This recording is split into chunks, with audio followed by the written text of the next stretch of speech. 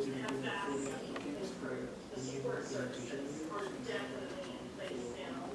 Unfortunately, as a result of, I would say, 9/11, there's definitely been more attention drawn to the issues such as, providing better financial support and a lot of financial resources, educational scholarships and programs were definitely needed. And the thing that's really good to see is that this legislation, the programs, the services, they continue to improve and build upon each other. A few years ago, they did away with the widow's tax.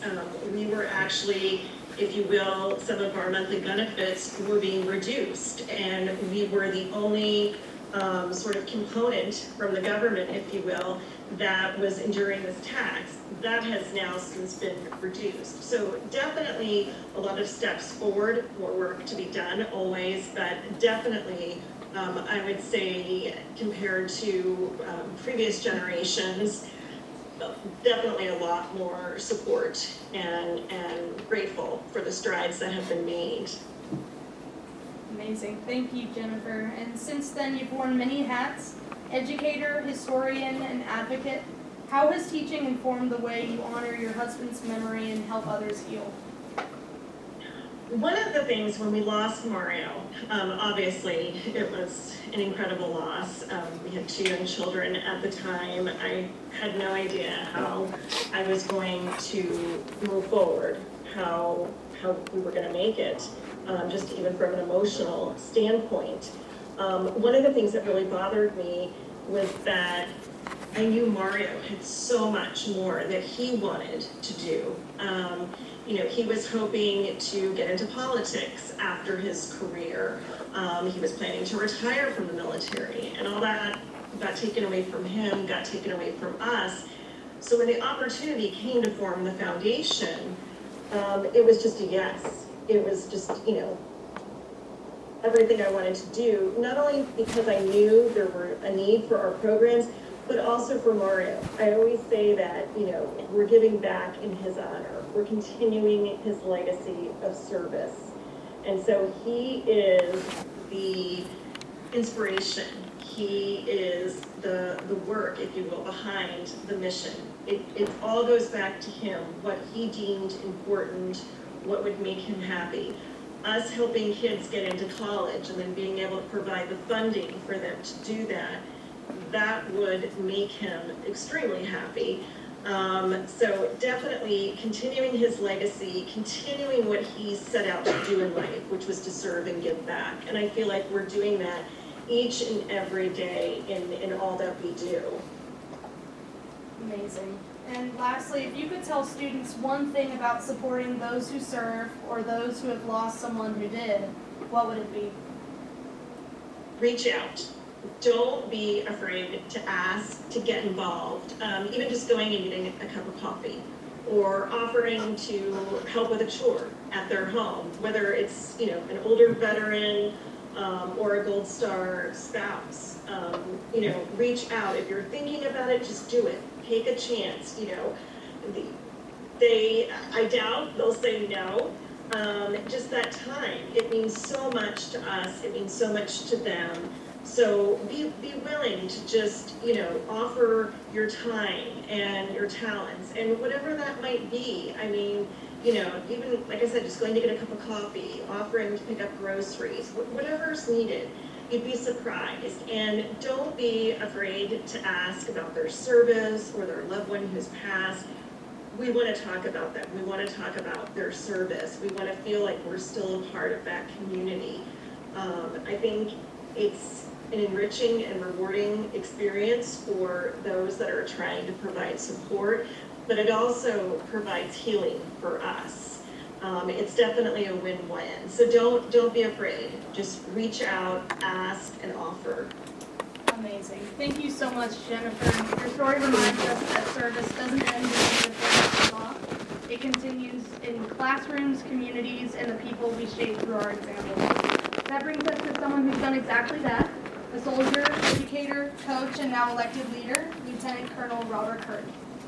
Lieutenant Colonel Curtin, your journey began in the 75th Ranger Regiment and led you to command roles in Germany, teaching at West Point, and later serving within Joint Special Operations Command at Fort Bragg. Looking back, what lessons about leadership and adaptability have stayed with you across those stages of service? Well, can I say thank you for having me? I really appreciate being here. I wore my only Carolina tie. Honestly, this is the second time I wore it, so my son graduated in 2024. That's the only other time, so it was a good $1.99 investment on my part. It's just exciting to be up here. What I would tell you guys, that for me, trust, most of you guys don't even know what the 75th Ranger Regiment is or Joint Special Operations Command. That's good. That's fine, because trust is not about authority. I mean, leadership is not about authority. Trust is about leadership. And the best leaders have trust in everyone around them, because each and every one of us brings something a little different to the table. If it was all about authority, we'd probably be in a real world of hurt right now. But for me, the things that I bring, when I look back at, a lot of years, I really never wanted to join the Army. I call myself the accidental warrior. When I used my gap year, which was my first freshman year in college, back in 1986, gap years weren't very popular, especially as your first year, flunking out. I really wanted to join the Peace Corps. And growing up in Long Island, I thought that was the way I was supposed to serve my community. And I never had any visions, but things didn't line up, and the Peace Corps didn't take me. Probably because I didn't have enough education. That gap year really killed me. So I reluctantly joined the military just so that I could stave off living back at home with my mom and dad.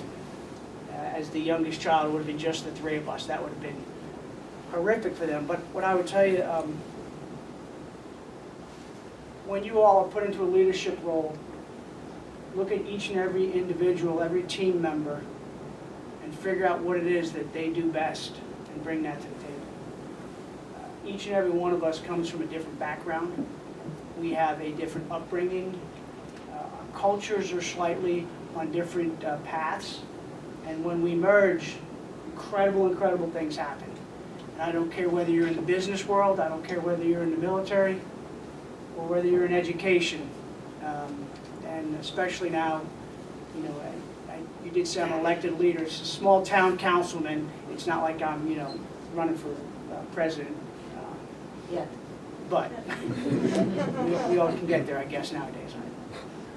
Right? So just elevate each and every one of your team members. Everyone that is on that path with you made a choice to be there with you. They have something. And as a leader, if you trust in whatever that skill set they bring to the table is, you're going to be amazed at just how far your organization will go. That's amazing. Thank you so much. And your time within the Joint Special Operations Command placed you at the center of some of the most complex and sensitive missions of the post-9/11 era. How did you balance operational intensity with caring for the people under your command? I think that is the quagmire that all of us find ourselves in. I often felt like the mouse hunting for the cheese. I certainly didn't, as I reflect, I probably did not do as good as I would like to.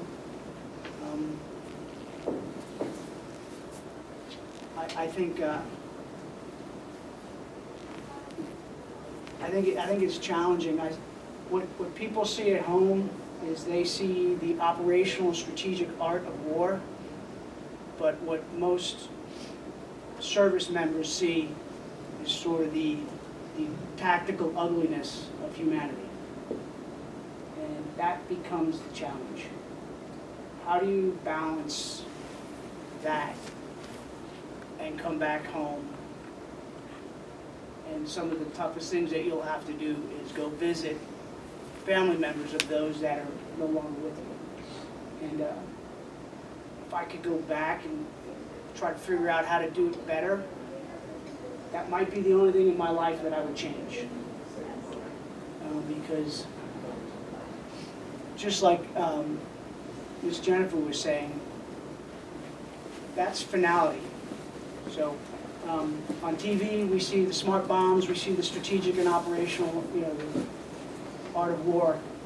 But you and I, as humans, because you're all going to be leaders one day, if you're not there already, right? You've got the president of TAPS here, you've got a whole bunch of great folks here. I think the only way I balance is I just constantly try to chip away and work at it, be as humanly engaging as possible. That's the only way you can wake up in the morning and take another step forward. Many of us on campus read about military strategy in the textbooks or, as you say, see it on TV, but you lived it. Leading soldiers, making tactical calls, and understanding the cost of every decision. How did your service reshape your views on leadership, ethics, or even the human side of warfare? When I began the journey, clearly I was not in the Peace Corps because I was not building homes and I was not handing out food like I wanted to. The military was a very different animal back then.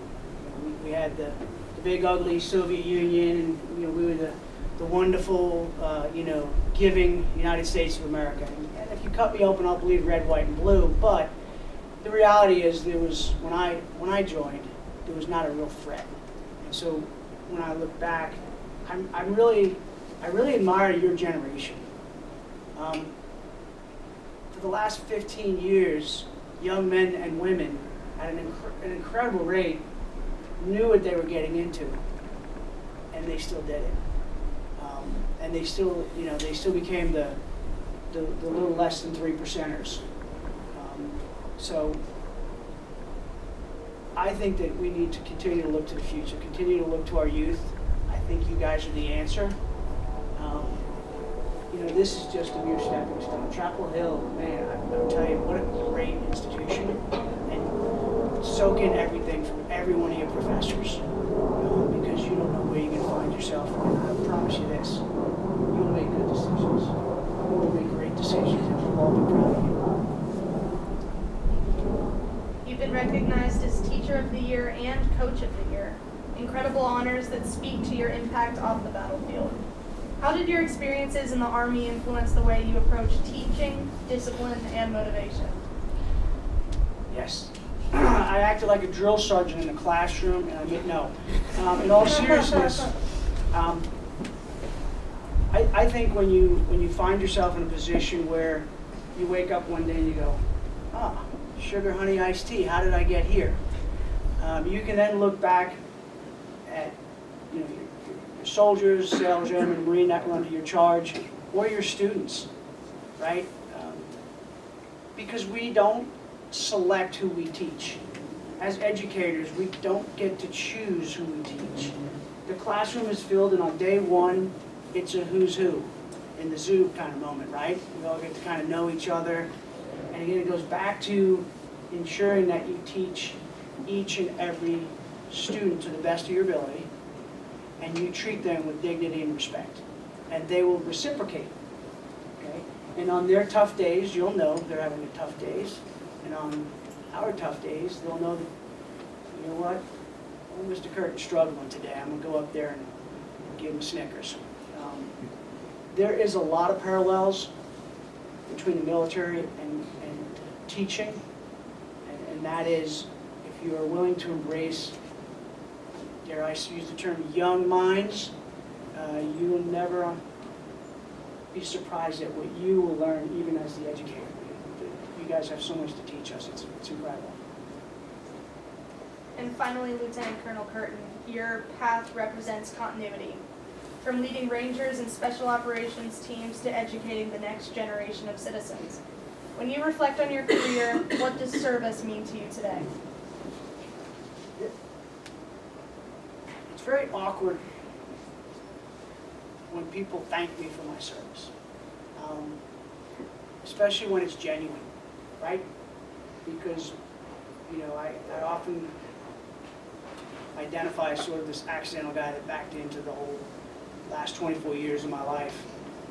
But there are so many people out here who serve our communities every day. there's doctors, there's teachers, there's lawyers, there's educators, there's first responders. And I think they have a lot for us to learn as well. And we just need to make sure that if we all understand what we want the world to look like tomorrow, we all need to embrace each other and move forward. You know, war is temporary. It always has been. It's a constant that will never go away. But if we just focus on that aspect of life, we will miss out on so much. You know, it's funny, and I'll end on this. I think that's my last question. I've been out for 9 years, and to hear Lieutenant Colonel Curtin is very awkward. It's usually Coach or Bob or Hey. And I think that's great. I think now that I've understood that, I can embrace just being me, and well, you're the president, so someone over here, we can just have great conversation, and because one day you're not going to lead. One day you're not going to have a uniform on, whether it be an athletic uniform, whether it be a military uniform or a first responder, or you may take off the cape of being a teacher or a doctor. And you got to make sure throughout the continuity of your life you embrace those. You know, I've been married for 31 years to the same woman. I don't know how she did it, but actually I just wouldn't let her go. I got onto her foot and I held on. She kicked ferociously several times, but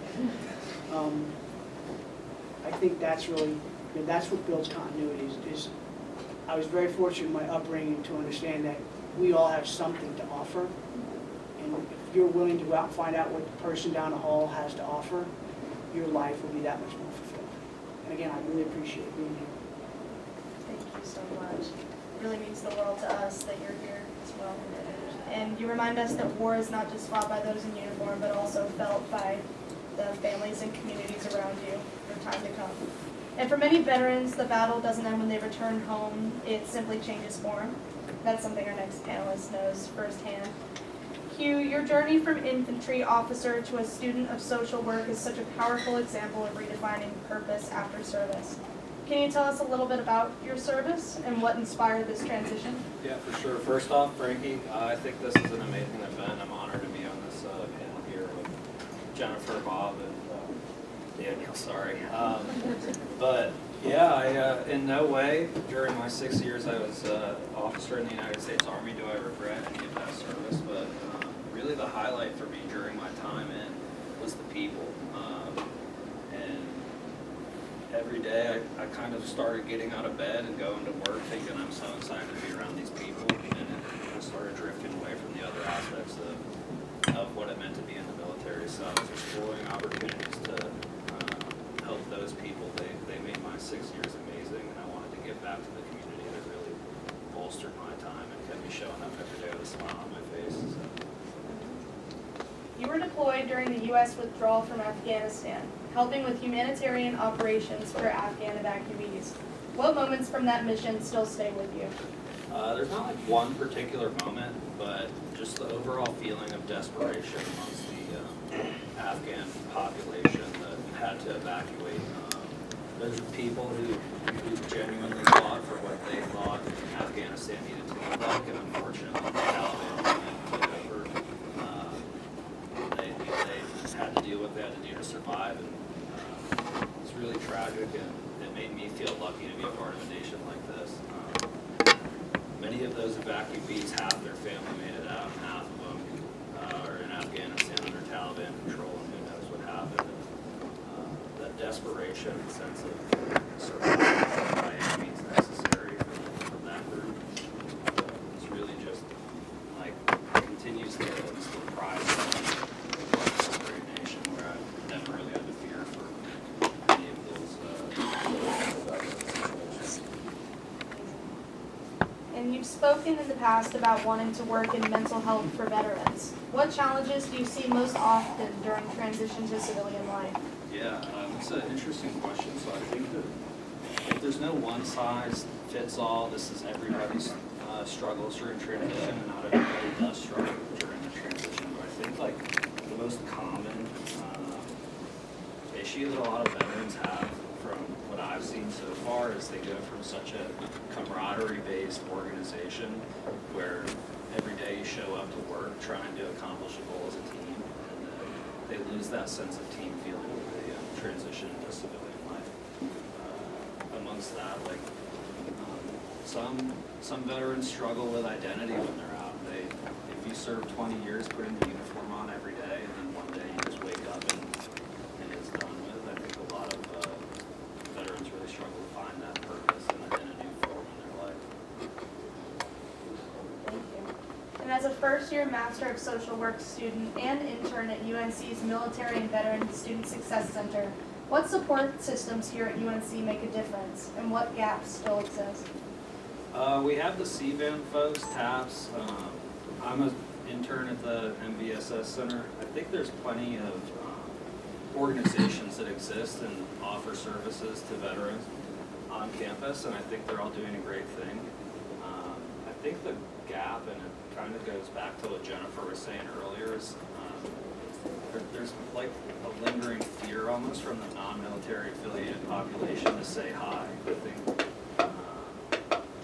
that would make the biggest difference if the general student population were able to look at the military affiliated students here on campus as people like they are. I think that would really help, like foster a greater sense of community for the student veterans. I love that. And finally, what is one aspect of veterans' mental health that you believe civilians often misunderstand, and how would you clarify that misconception? I think a lot of the civilian population thinks that all veteran mental health is derived from traumatic experiences overseas. That is definitely a pillar of the mental health crisis that the veteran population does experience, but not every veteran has seen combat. That doesn't mean that their transition is going to be easy. So I think that just the understanding that mental health crisis comes in many different forms from many different causation, and just an overall understanding that those people are still great people, and if we all work together to bolster that mental health amongst the veteran population, they can be great pillars of the community. Thank you so much, Hugh. Your story shows how service can evolve into a mission of care and healing. But service can also mean leading in entirely new arenas in education and business and even in the systems that keep our world moving. That's where our final panelist, Lieutenant Daniel May, comes in. Thank you, Lieutenant May, for being here. Your Navy career spanned operational, instructional, and analytical roles, from coordinating global maritime logistics in Bahrain to shaping the next generation of officers at the Merchant Marine Academy. What lessons about leadership and adaptability have stayed with you from those vastly different environments? Well, first off, thank you for having me. As a student here as well, I can, sympathize and empathize with what you guys are going through right now. And I graduated undergrad in 2019, and I gotta say, that sounds like ancient history to you guys, but it goes by really quickly. So definitely take advantages of the opportunities you have right here to learn and to grow. Not only as leaders, but as people as well. So to answer your question, the big takeaway I got from my military career, and you've probably heard this before, but this got reinforced to me, is the attitude of the leader in the room goes downhill to every part of it. So as an example, in Bahrain, the OIC and AOIC, the officer in charge, assistant officer in charge, there's a lot of tension between the two. So whenever they would go in the office, the watch floor, there'd just be so much tension. And me as the ensign on watch, I would get that put down on me. And it made me not want to show up to work. It made me less likely to want to point out a problem, either in our processes or anything going on. And there's things I could have done better as an ensign and that I got better at as time went on. But that really showed that when you're going at work, whatever you're doing, just having a smile and asking people how they're doing, that makes such a huge difference. And I know that sounds really easy, but you're gonna have stuff going on at home. Maybe you have relationship troubles, maybe you have something going on with your family. but sometimes you just gotta put on a happy face. And I know like there's times you really like think about things and reflect, but sometimes when you go in the workplace, you gotta be strong and you gotta embrace that leadership presence. And then when I was a CEO, company officer at the Merchant Marine Academy, I really tried to import that on my midshipmen. So that meant, hey, like I'm asking you how your grade's going, how's your sport going? And you just really gotta emphasize that you care about them because that's when they're gonna give you the best effort. So last year, my last year there, we hadn't won command inspection, which was like, it was a combination of like facilities management, athletics, knowledge. We hadn't won that in like 30 years, my building, my company. And I said, guys, you know what? I've been here, this is my third year here, and yet, you know, God bless it, we're gonna win this thing. And I gave them a whole bunch of incentives to do it, and you know what? Because I had been that thoughtful, considerate leader that they respected, they gave out maximum effort, and we won. All right? So you can do a lot if you just show people that you care. Thank you. You work directly on maritime safety and logistics in partnership with allied navies, work that quite literally kept global commerce moving. What did that experience teach you about interdependence, trust, and international collaboration? All right, so I worked with, it was called the INSC, International Maritime Security Coalition, and we had British people, we had Australian people from all over. And every different culture has a different view of what a good work ethic looks like. So the Brits, very close to us, Australians, a little bit of a dip, but then the Saudis, like their idea of work was like, what is that? So you just gotta know when you, I mean seriously, I have some stories about it, it's insane. But anytime you go to a new like culture or a new like country, you gotta understand that their ideas of everything that you take for granted are gonna be slightly different. And you don't wanna be arrogant and you don't wanna impose your beliefs on them. So just try to like have those conversations, like what does it mean when you log off for work at the end of the day? Like what should I text you about? What should I call you about? So have those conversations early in, honestly. And then just communication, right? So if you have 30 people that you're managing, 40 people that you're managing, the biggest thing is that you guys are all on the same page. And that might take you meeting with your subordinates saying, hey, I gotta run this by you. I wanna make sure we have a meeting in the minds here. Because it's very easy for someone to have a conversation and get a totally different view of what you want. So I would say just make sure you're communicating everything very clearly and in depth and put everything in writing. If it's an order that you want someone to do, make sure you're putting it in writing. So. Thank you. As Deputy Course Director and now as a company officer guiding over 100 midshipmen, you've mentored young leaders in ethics, personal finance, and service. How do you see education as a form of national service in itself? Great, that's an excellent question. So the big thing is that there's about 350 million people that live in America, and not all of them are going to be in the military. And the better educated, the more informed, the more productive our population can be, the better our lives are. And that doesn't just fall on the people that are educating people every day, it falls on you being a good friend to people. So I had a midshipman, he came into my office one time, he's like, sir, I want to buy a new car. And I said, well, what kind of car? He says, Dodge Charger.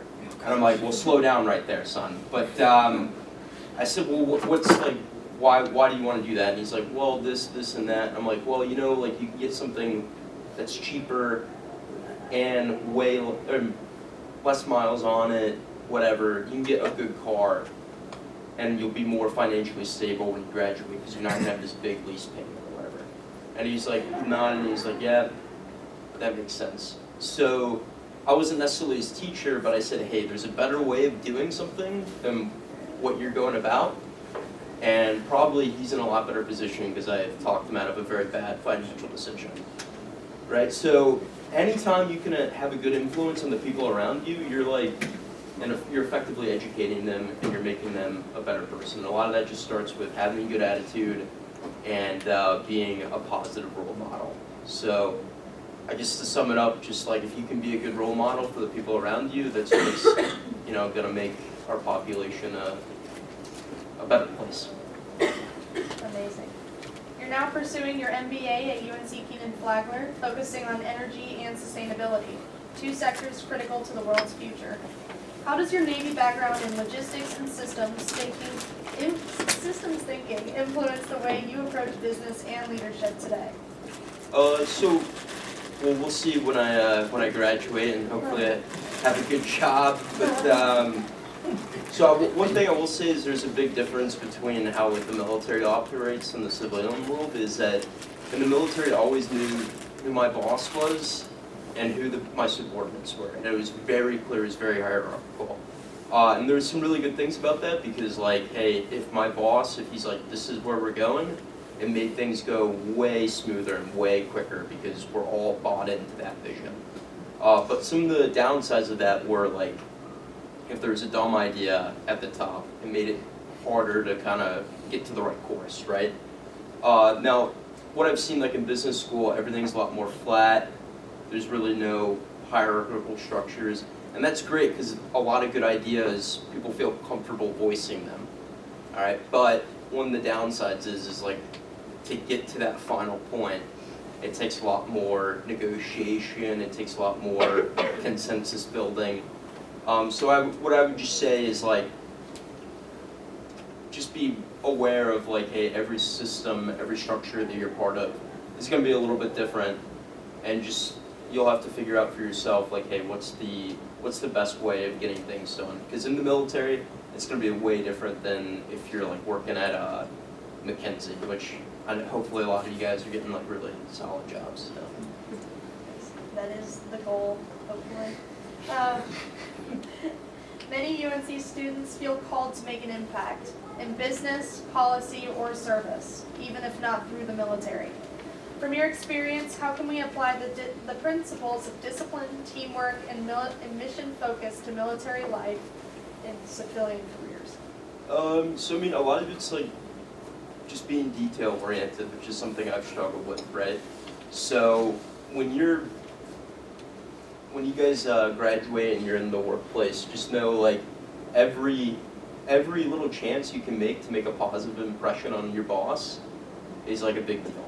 Because you might have 100 interactions with your colleagues, your subordinates, your boss, and likely they're going to form their opinion of you based off like 2 or 3. And whether that's fair or not is, it's probably not, but it's just every chance you can have to make a positive impression, you got to do it. And that comes down to being to work on time, not being the first guy out of the door. Having that positive attitude.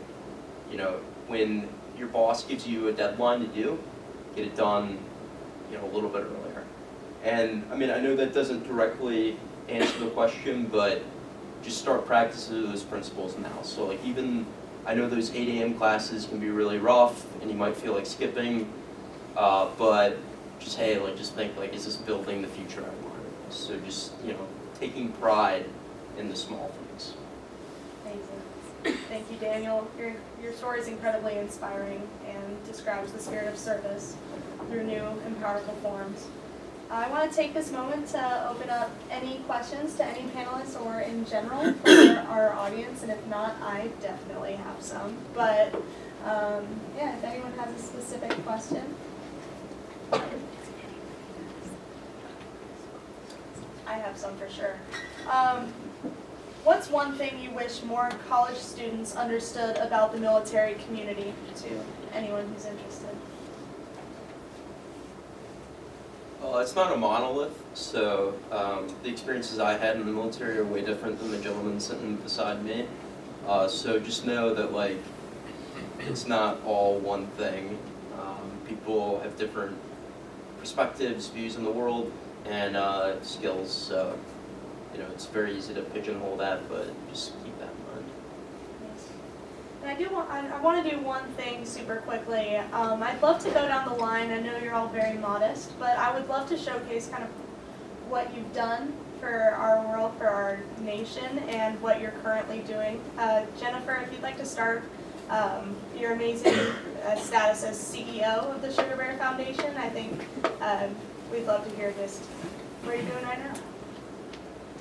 Thank you. So yes, President CEO of the Sugar Bear Foundation. Like I said, we serve spouses and children throughout the United States. Currently in Ohio, as we have a fundraiser for us Thursday evening, and I also I do a lot of panels like this and a lot of speaking engagements, whether about my own story with Sugar Bear, or just like we discussed tonight, just what are some of the challenges, trying to enlighten various communities about our Gold Star community. And so basically running the foundation and other speaking engagements. Amazing. And quick question, where does Sugar Bear come from, the name? So that was Mario. That was his call sign. So he was given that as a young lieutenant in the ready room. It actually is, and I'm sure those here in the military would understand, it's actually a very sweet call sign. There's usually a story associated with it. So we had one that we were able to share with our children. So and it was very fitting for him as well. Amazing. Thank you, Jennifer. And Lieutenant Colonel Kirby, if you're all right going through your service. Yeah, I mean, again, I kind of would let you know that I'm still the accidental warrior. You just never know what life's going to do. I'm very proud of the time I served, and I think that for you guys that are sitting here in the halls of academia, one of the things that you must understand is that the military, there's so many opportunities within the military. It is an incredible place. 28 years ago, I may not have ever said this, but it is an incredible place to jumpstart your career, because everything is provided for you in terms of safety nets, in terms of infrastructure. There's not a lot of risk, barring an accidental, war here and there. And if you're kind of a history nerd like me, those come, or at least a hostile conflict comes anywhere from every 8 to 14 years. So, plan your futures accordingly. But on a serious note, since I've left, that was the next transition piece. I used the military to kind of launch who I wanted to be in my sort of my second life. I wanted to be a good dad. I wanted to be an incredible husband, both of which I work at all the time, and depending on the day, depending on the grade I get at home, I'm pretty sure. The military's allowed me to get into some things that I don't necessarily would have believed I would have been doing. Right now I'm a history professor at a community college, and if you'd have saw my high school grades, I was a rock solid B dude all the way. I mean, I really wasn't even chasing the girls. I was chasing the football field and the wrestling match more than anything else. And that was because, that was what was exciting. That was the adrenaline, so to speak. And so I was able to use that to get me into education and some small businesses. And one of the things that I'm pretty proud of now is we just got our 501c3 to help set up a sort of we're calling it an academy, where we're going to transition both high school students who don't necessarily come out of it, whether workforce prepared or college ready.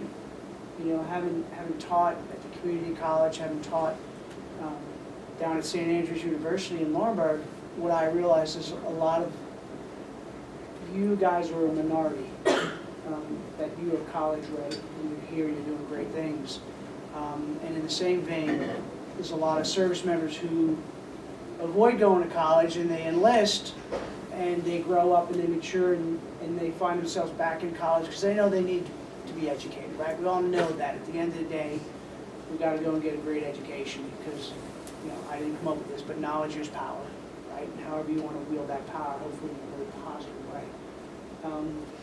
But again, the military folks that come out and are part of your guys' great organizations, it's a tough transition for them, especially since they're a little older, right? And so some of the things that, you know, I know my first freshman year, we fancied are certainly not the things that they're fancying at a 25 or 27-year-old. So, but the military is a great launching pad, and I think it could be for anyone. But again, while you're in college, please finish out this incredible education that you've been afforded to. Soak in everything that your professors are teaching you, because they've made a commitment. They're providing a service. They are serving their country, their community, just like any military man or woman would, right? And that's really important. And we can all find great service in each other. It's just a matter of whether we're keeping our eyes open and looking for it. Thank you very much. And Lieutenant May, we'd love to hear a little bit about your service as well. Great, yeah, so I was very fortunate to be able to get the opportunity I did in the Navy. I had great educational opportunities and I got really hands-on leadership, which was rare for people, you know, 5 years out of college. Like the companies I'm recruiting for now, they're like, we want you to have experience with like X amount of people, leading whatever amount of people.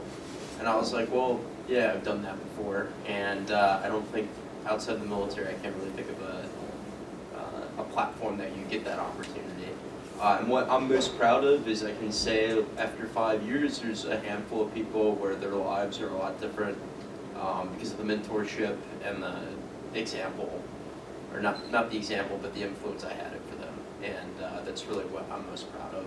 And then the advice I would give out for you guys is like you're in college right now, obviously, and like this is a great time to learn as much as possible and to meet as many new people as possible. Because I know when I was in school, I was very focused on like wrestling and getting my degree and commission, and I had like a few friends, but other than that, I didn't really like expand outside of that. And I kind of missed out on that. In my last trimester at school, I made friends with this guy, and we started hanging out every day.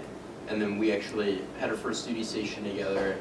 And then he was moving to Norfolk, I was moving outside of Norfolk, and I was like, well, I got a place for you if you can pay, the rent. And so now, I'm his landlord. So anyway, the point of that story is not that, I'm our relationship. Yeah. The point is that you never know when your network can come through and help you. And that all comes down to starting a conversation with someone that you might not otherwise do that with. So. Thank you. And finally, Hugh, and we'd love to hear about your service as well. Yeah, so I grew up in a small town in upstate New York, and all I wanted to do was be a football player. But being 5'11", 160 pounds, running a 5'6" 40, that wasn't going to work. So looked to the military as a way to feel a part of a team still, and it opened so many doors. So never having really left New York other than the occasional family trip to Myrtle Beach until I was 18, and then now 10 years later I've been to Iraq, Syria, Kuwait. I've lived in Louisiana, Georgia twice, and back to New York.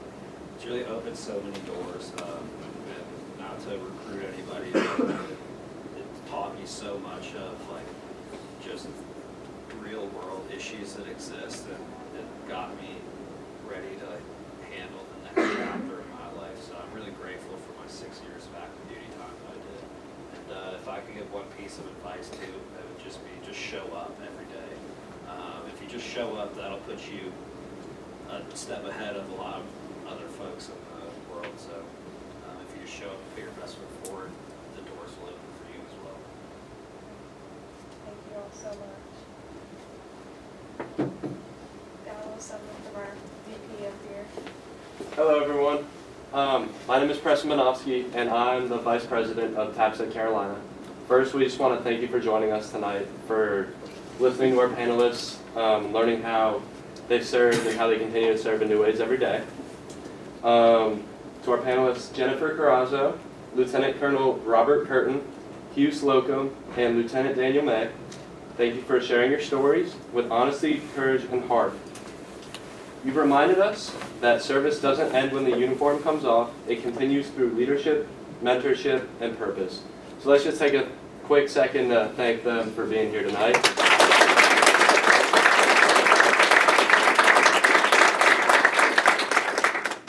To Chancellor Roberts, short time he was here, but he had some very impactful words for us. And our campus partners, UNC Military and Veteran Student Services, Army, ROTC, the Carolina Veterans Alumni Network, and the Student Veterans of America, thank you for helping us bring this event to life. Before we close, please don't forget to check in for your campus life experience credit. And join us for the networking reception just outside. You'll find, with food, we have Cosmic Cantina, hopefully. No, it's out there. It is out there. You couldn't hear the bags rummaging around about 30 minutes ago. You'll find tables for TAPS at Carolina, the Sugar Bear Foundation, Army ROTC, and the Carolina Veterans Alumni Network, Student Veterans of America, and UNC Military and Veteran Student Services, each ready to connect and continue the conversation. And finally, we have some gift baskets as a small token of gratitude for our panelists and partners. We want to thank you for your time, your service, and your impact. Everyone out here, enjoy your evening, enjoy the conversations you have tonight, and thank you for helping us honor what service truly means. Hey, we're not done yet. Not done yet. Not done yet. So my name is Charles Millen. I'm the president of the Carolina Veteran Alumni Network. And a tradition in the military is to go at Challenge Coin.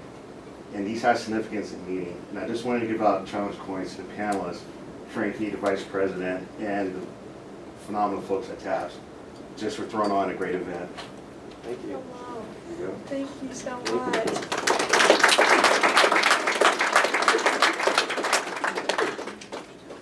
Thank you. Enjoy.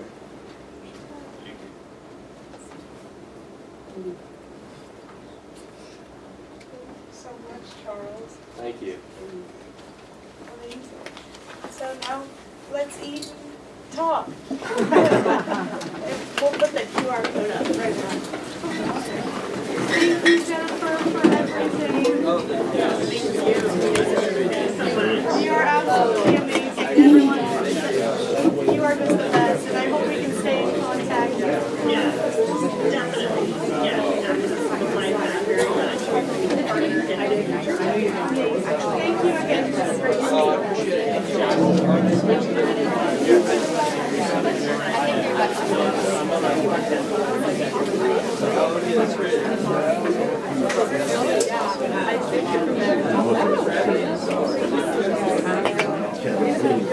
Once we found out, you couldn't cross the fence.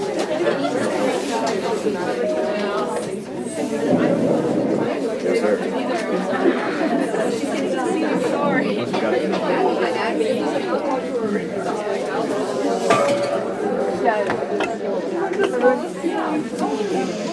What do you think, Allison?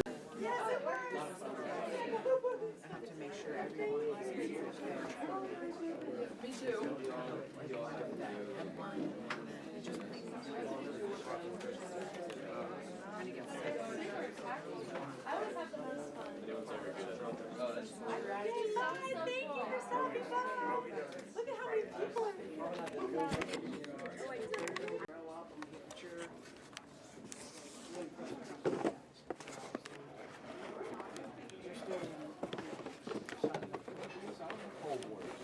I was there for a long time. I mean, there was, that's when I joined, that's when we used to be 46. It's,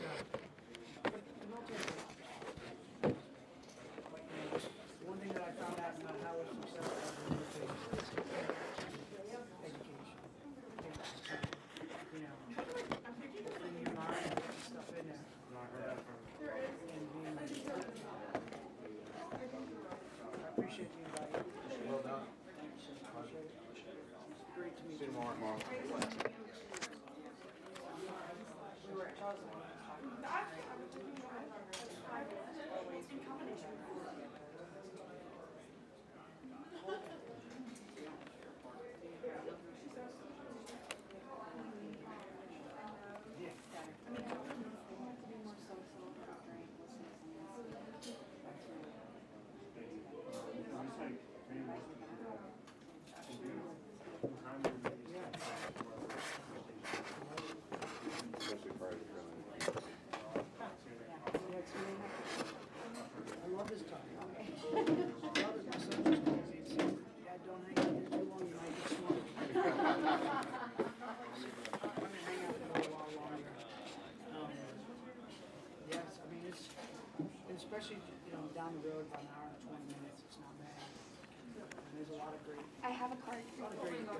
bridging that gap with study. Yeah, and I saw that. So as soon as Vacation to Ireland, the government to sort of do open, this like, 2024 Carolina graduation, is 2020 high school or if graduation. you want, So we put it I'll together. DM you my photo right back. now. I know, I had to grab By the armory. And yeah, I'll give you a photo. Oh my gosh, really? I just have to Yeah, well, I don't know. Well, I was kind of scared because I like did it tell them that I just never. You're good. You can walk in front of it. food plate be judged on camera. You know what? That was funny. Like that is just Like, I don't have to worry about it. I'm gonna take a Carolina education. Okay, one of the airports is higher up Padre, He's like, got, he's in Portsmouth, Kansas. so, yeah. It's okay. Irony. I said to him, I said, Yeah, and I'll give you my phone number. he was a great kid. Still, he had to sit there. and- okay. I'm not familiar with That's right. no organization.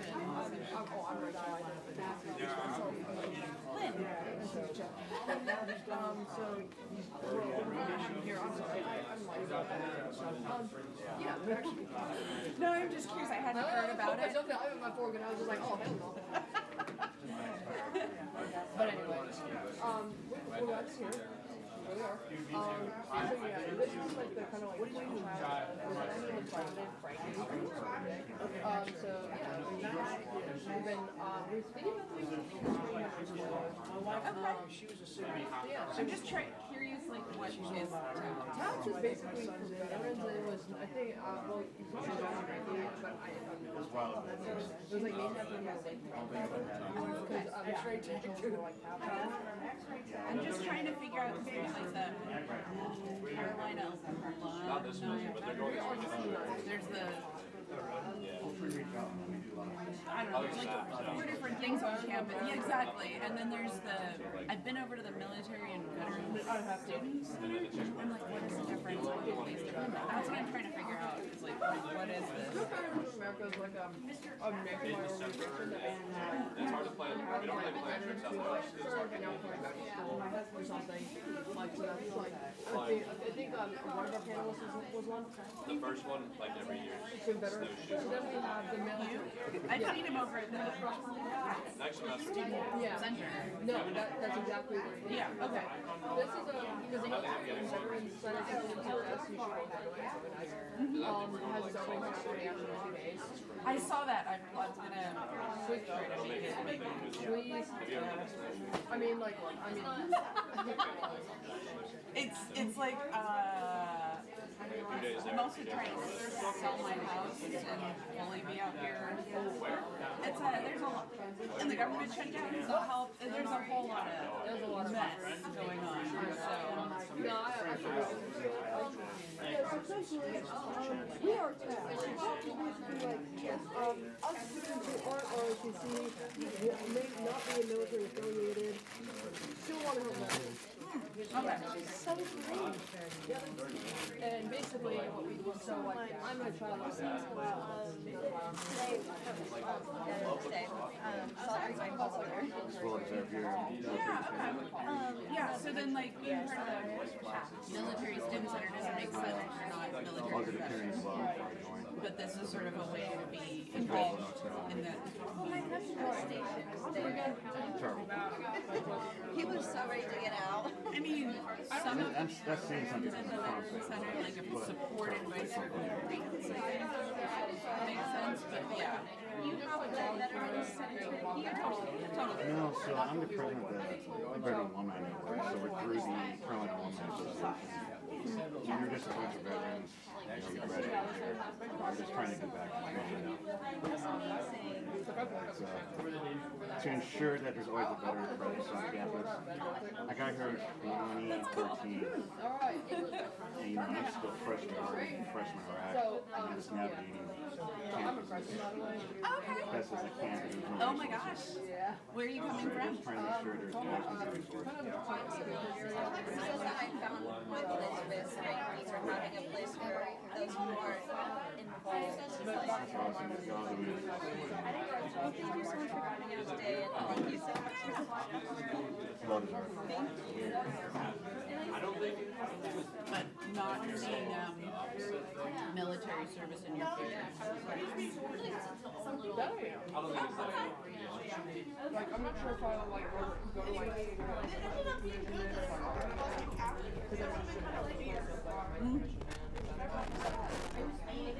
It is. still want time to like Yeah. I realize I'm so scared. I still see ideas like doing this after high school, my dad, who's a veteran, he just sat me down and was just like, you're not doing that. I'm like, Dad, I thought you're in the military. No. Nah, that totally makes And you're just sense. like, no. It's a rough life. And you're just like, you're still very patient, you need to grow up. Trust me, Alright, but she could consider I work with a lot of this kid. No, my son was at the just take your time, don't look at it. And I was like, okay, for that, so. And so, yeah. But yeah, enjoy school first. That totally makes sense. Usually like college experience, being out of high school, nothing is hard. You miss out, you don't. You should have seen us. You should have seen them. So there's always paths in the future if you decide you want that, but it's hard to go back and live your best life in college after you've passed it by. So, basically for the military veterans, that's why I see you do it. And I'm like, oh yeah. And you've been on the phone with me. It's really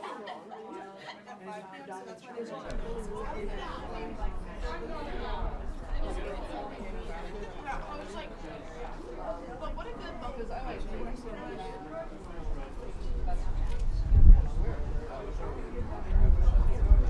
Yeah, yeah.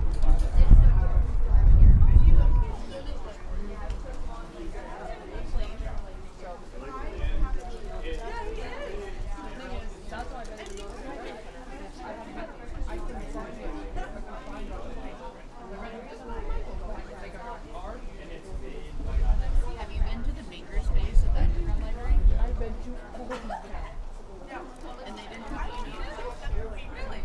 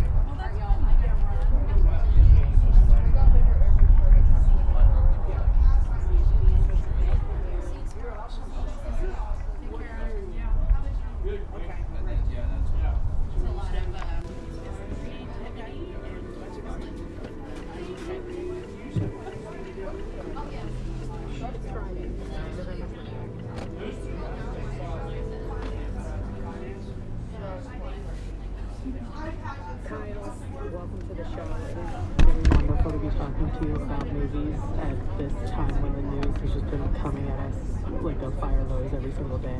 Thank you for this. I'm happy to provide that relief. You've been covering this industry for what, 2 decades? We're here to discuss something really ambitious that you and your colleagues at the Culture Desk did this summer, which is that you ranked the top 100 movies of the 21st century. And some might say it's not the best for the business. I don't know. Maybe I have no idea.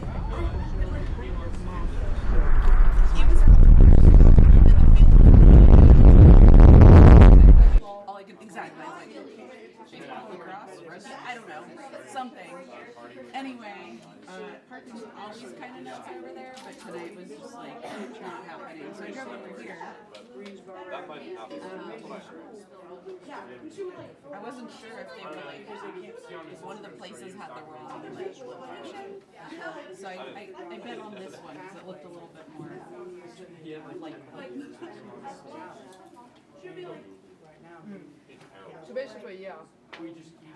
Like, it's very walkable, not exactly walkable. Not just the reason for that, I don't know. Over to the military Exactly. center. You can walk, but parking is not hard.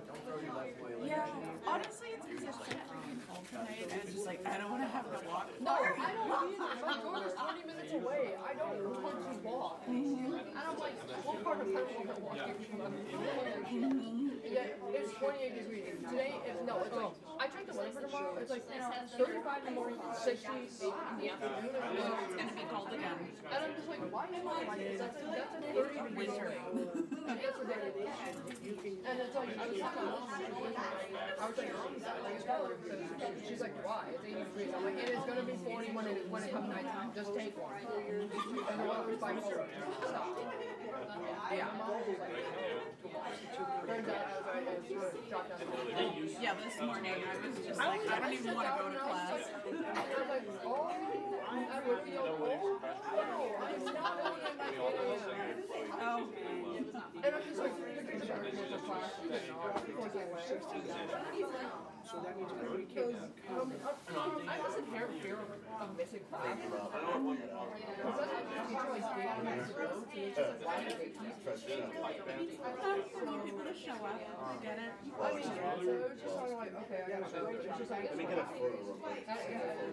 do you think anybody wants to drag you there? Well, do you think the teacher does? I'm just saying. No. I just like want to make sure it's hard. Just the part comes with the building. Maybe.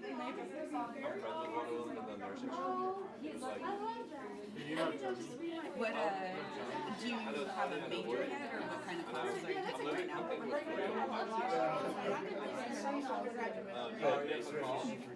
That's the one that I did. There's like probably right now, like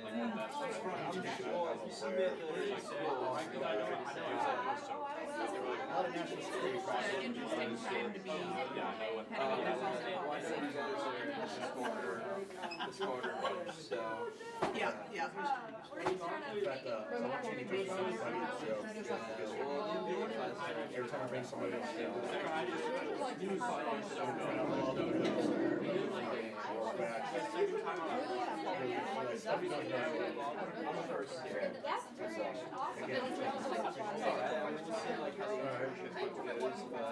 Yeah.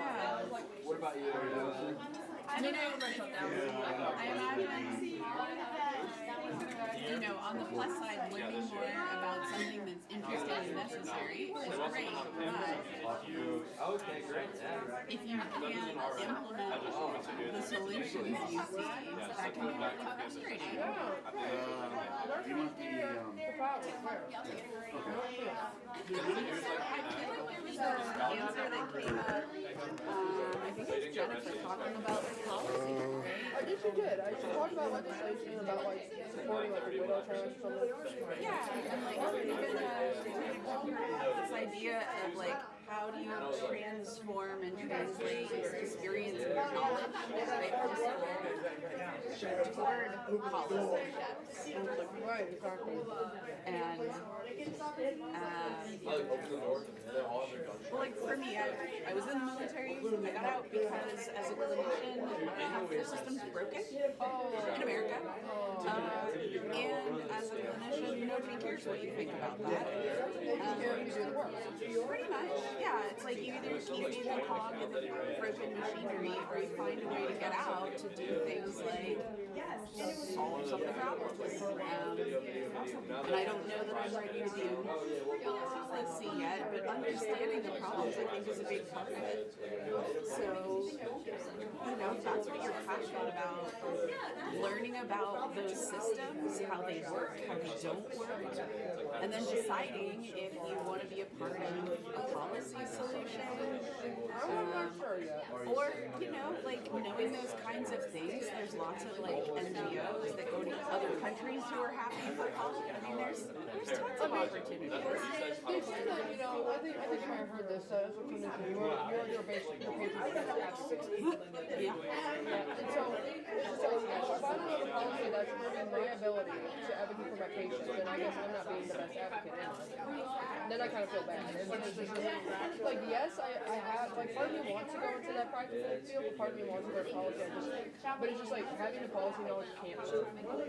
It can't hurt, but I think at the end of the day, it needs to be collaboration, right? The people who make policy need to understand what it's like boots on the ground. Right, exactly. Like, they can't just, oh, this would be great and it saves us money. Yes, but if you don't understand the implications. People in your role. Yeah. Lots of data analysts and policymakers make decisions that maybe they have great intentions, but if they don't understand the context and they don't understand the impacts, like, they're just fucking it up worse. Exactly. Maybe what the people who are in the system make some decisions currently. I didn't realize there were so many veterans.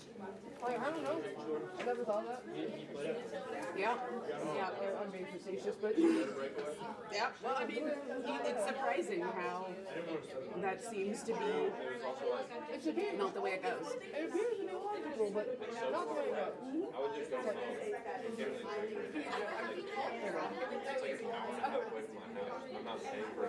So yeah, I don't know if I have it in me to go into policies. I'm not sure yet, but it's such a polarizing time. I'm just not sure.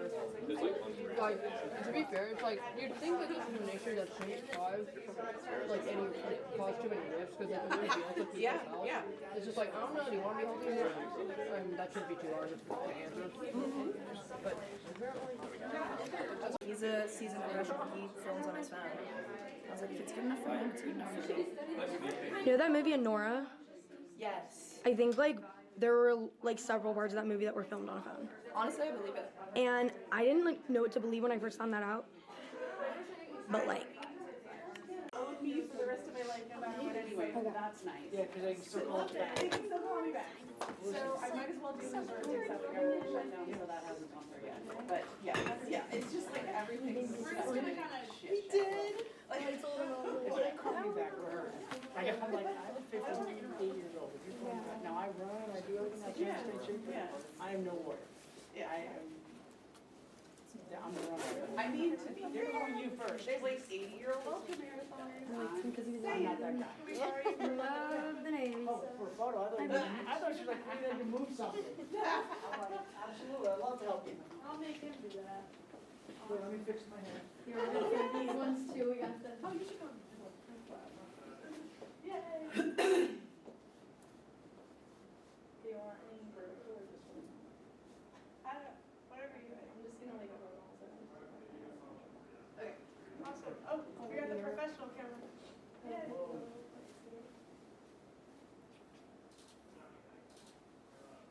Awesome. Yay. Also, I just wanted to introduce myself. My name is Mackenzie, and I'm a reporter with UNC's Carolina Week. I know you're probably tired of being bombarded with questions, but if you have like 5 minutes. Oh, funny, I guess I do. Amazing. She was like, it'll be I'm very trying to fast. say no. No, it's okay. If you No, want to where to go, I can no. really understand.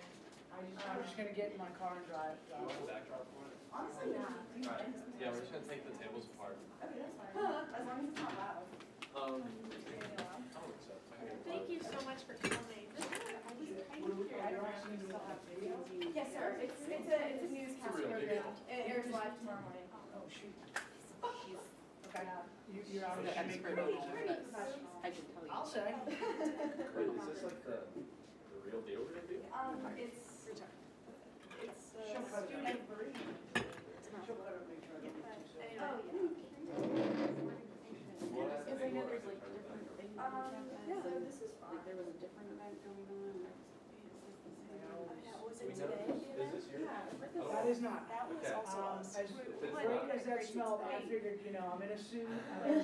Today, we were in the Yeah. pit. Are you close by? 11 to 1, but. Like home? Yeah. No, I live, I live in. Like where you're staying. Oh, no, I'm not. Oh, yes, that was like. I gotta teach tomorrow. You're from where? Southern Pines, Pinehurst. Oh, yes, Hugh. Yeah. I heard California, that was like. No, I have no That's concept Oh, of it's strange. Wait, did you say that? I heard the word California. Just an NPSS is another thing too. It's interesting. So maybe just have to look at me and it's like a partnership opportunity. I know my food. Oh, I'll put it over here then. Wait, make it distinguishable. But yeah, this organization kind of came to fruition. I've always loved service being service, that's why I also deal with complex And then you emotions. guys can have sad. On an extreme scale, my grandfather passed away in January of 2024. He was a captain of Army intelligence. He was incredible. So I tried to join an organization like this, where I'm not military affiliated, but I wanted to serve. Oh my God, these are amazing. There was wonderful rest of your affiliated in some way, like ROTC, Student Veterans of America, that kind of thing. It can be super confusing, but I realized that there Is it what? Yeah, I literally put that in my calendar because I wanted to quite literally make sure. Could you hold this camera for a little bit? So that's You kind can of how hold we it if you want. came together. And it's just been amazing ever since. I need to get all my stuff put away before I do anything else.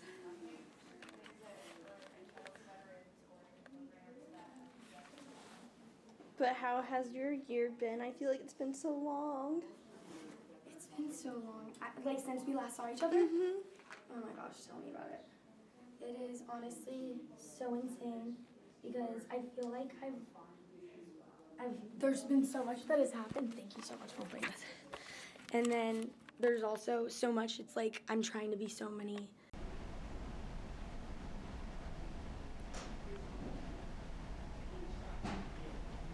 All right. So we'll just pick up right where we left off.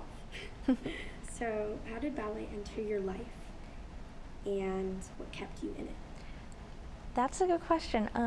So I started ballet at 3 years old. I've just always been in it. I guess when I was little at like a great aunt's house, I used to like walk around on my tippy toes, and we were visiting with her and she saw me like walking around, and she told my dad like, Jeff, I think she's gonna be like a ballerina, like you need to get her into dance classes. So I tried some different dance classes and ballet stuck out to me. We went to all these different studios when we moved to North Carolina because we were originally in Pennsylvania, and then we moved to North Carolina, and we tried all these different studios, and ballet stuck out to me because I loved, I guess, the discipline, even at the age of 3.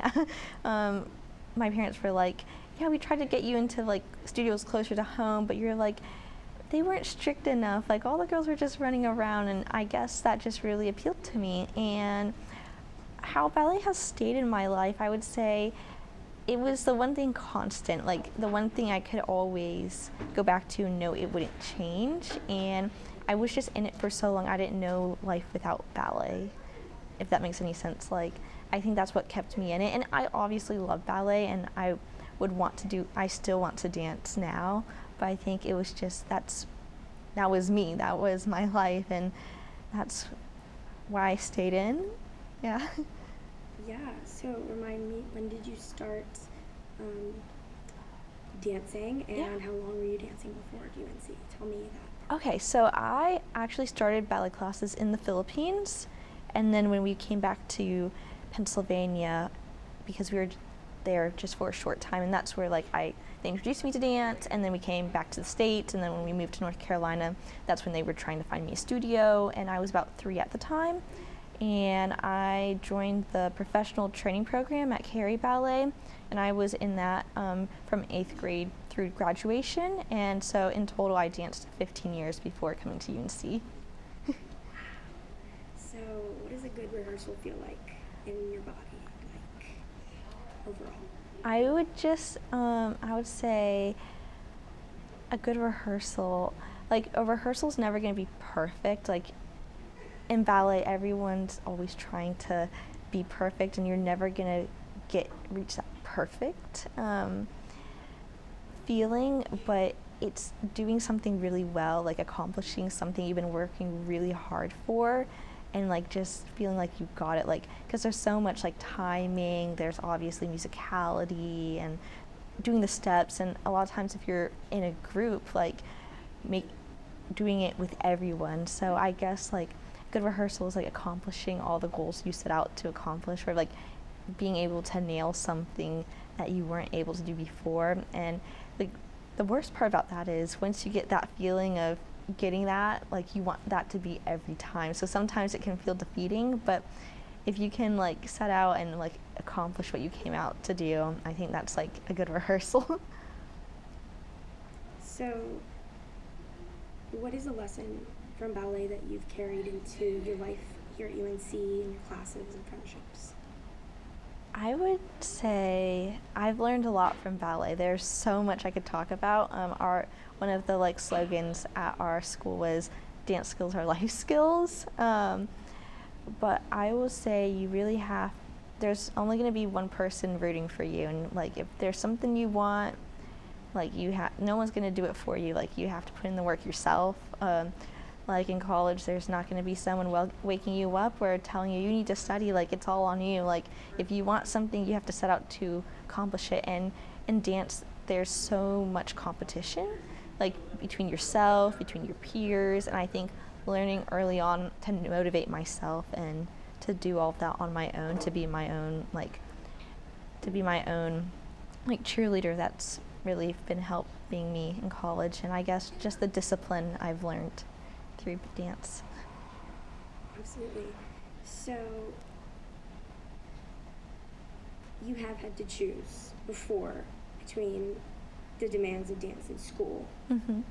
So I want you to tell me about a specific time, whether that be when you decided to pursue ballet in school or when you decided that you didn't want to continue ballet post high school. Yeah, well, in high school, throughout all my life, I thought I was going to be a dancer. That's what I thought I was going to set out to do. I thought that was my life. Like everybody thought that. And then as I started to see how dance is valued and how that it doesn't obviously get as much pay and everything like that you need, and I have goals for myself, and I knew dance going down that lifestyle wouldn't support what I wanted in my future. And it was a really hard call, but I felt that at some time I had to make a decision to further my education. And I feel like dance is still in my life, but not as like in the capacity it once was. So I guess that switch really came in senior year of high school, when we used to have these meetings, and the teacher would our directors would set us down and was like, what do you want to do? And I saw all these girls auditioning for companies, and a lot of my best friends dance in companies, but then I realized that wasn't going to work out for me because I don't come from a background where my parents could afford to, I guess, fund my entire life until I met someone that could. So that's what happened, and then I applied to colleges, and many with dance programs, but I ultimately chose UNC because it has a great dental school, and that's what I always told myself, if I wasn't a dancer, I'd be a dentist. So that's why I chose UNC, and it was really hard because all the other schools I got into, many of them had tremendous, like very good ballet programs, and it was just, I didn't see the value in attending a ballet school knowing I wasn't going to continue in a career of dance to get like a double major in dance and like biology. I felt UNC was the place for me, but the drawback was they cut their their dance program, their ballet classes the spring semester before I came in the fall. So that was a really hard decision, but it ultimately came down to how I wanted my life to be like and whether or not dance was gonna fulfill that for me. And for many years it did, but that was like the first big decision I ever had to make. Mm-hmm. Yeah. So I kind of want you to describe dance and how it feels for you when you're dancing. Like when you watch yourself dance now, what do you feel? Maybe what do you feel that you didn't feel when you were dancing? I was very hard on myself. Like I would hate to watch myself dance. There is a lot of critiquing, and that's common with all dancers. Like nobody wants to see themselves dance. Like how people don't want to, like I don't like listening to my own voice on a recording. Like I was like, ugh.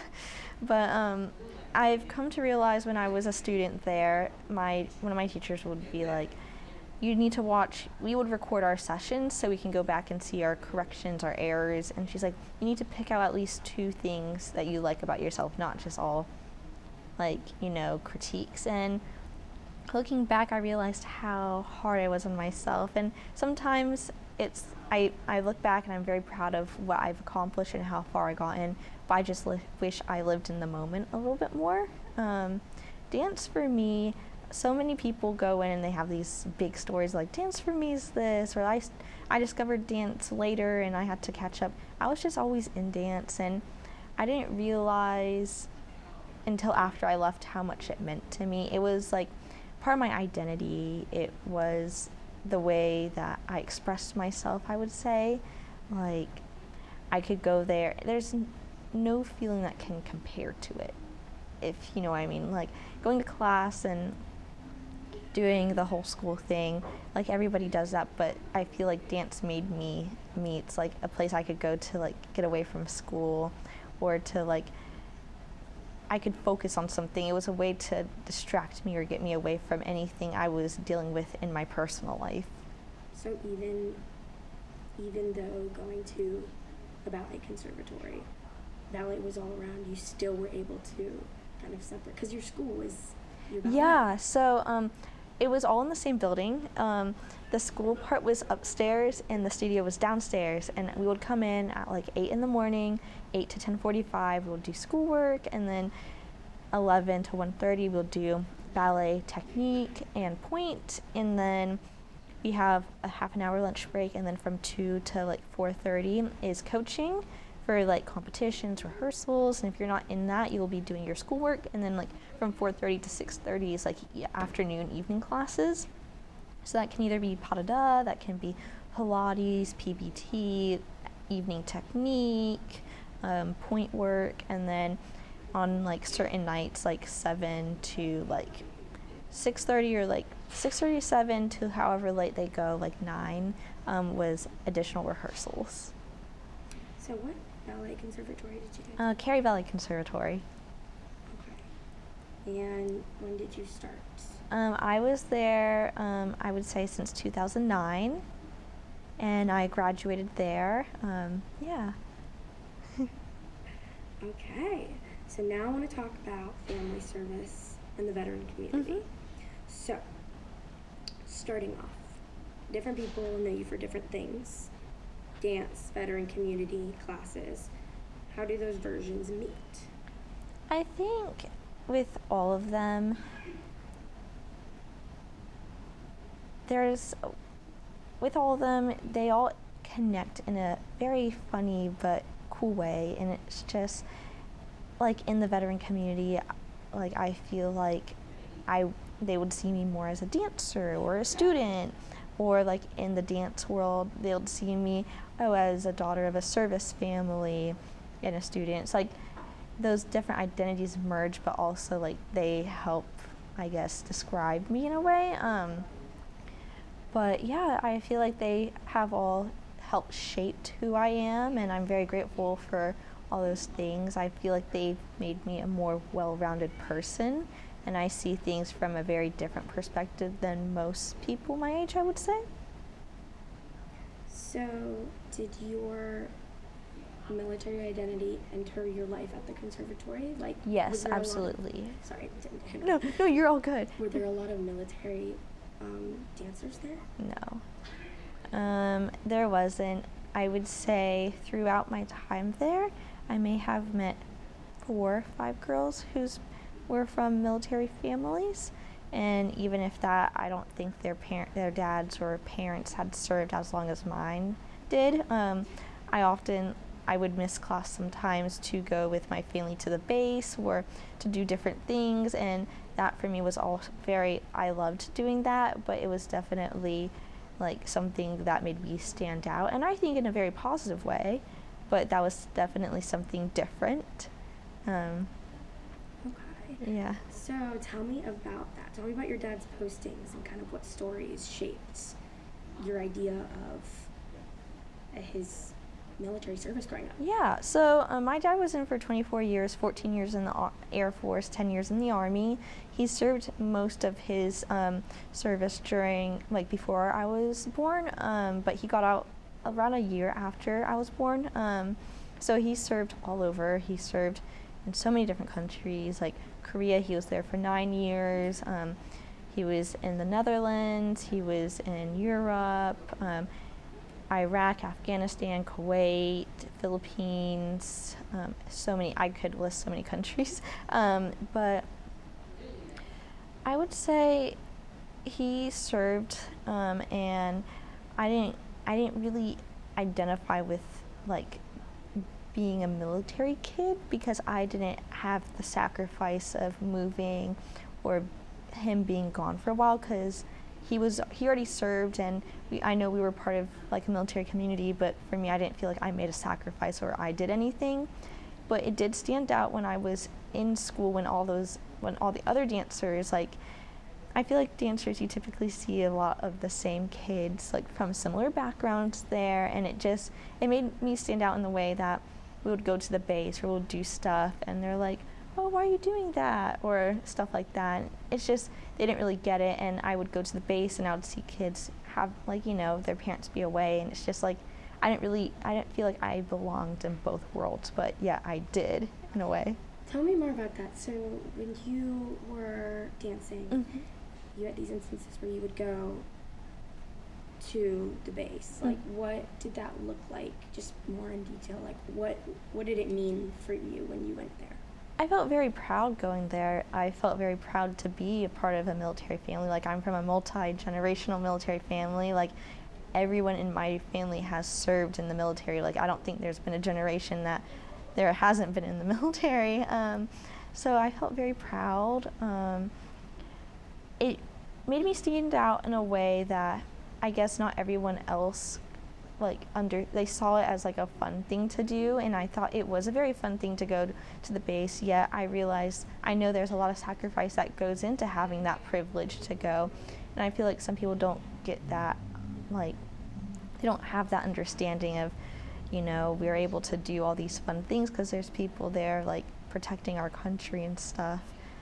And I don't know, I see my dad has a lot of friends and I know the sacrifice their children made growing up and how difficult it was for them.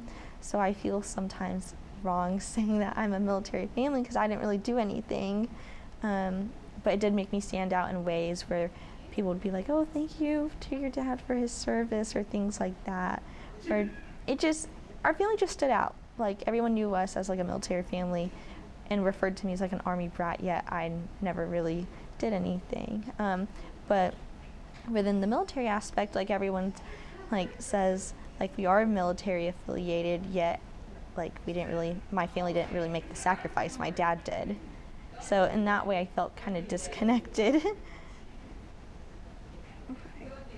So I know I'm kind of rambling on. No, it's interesting because I feel our stories are different in that way. And I'm curious as to, what would you do when you'd go to the bases?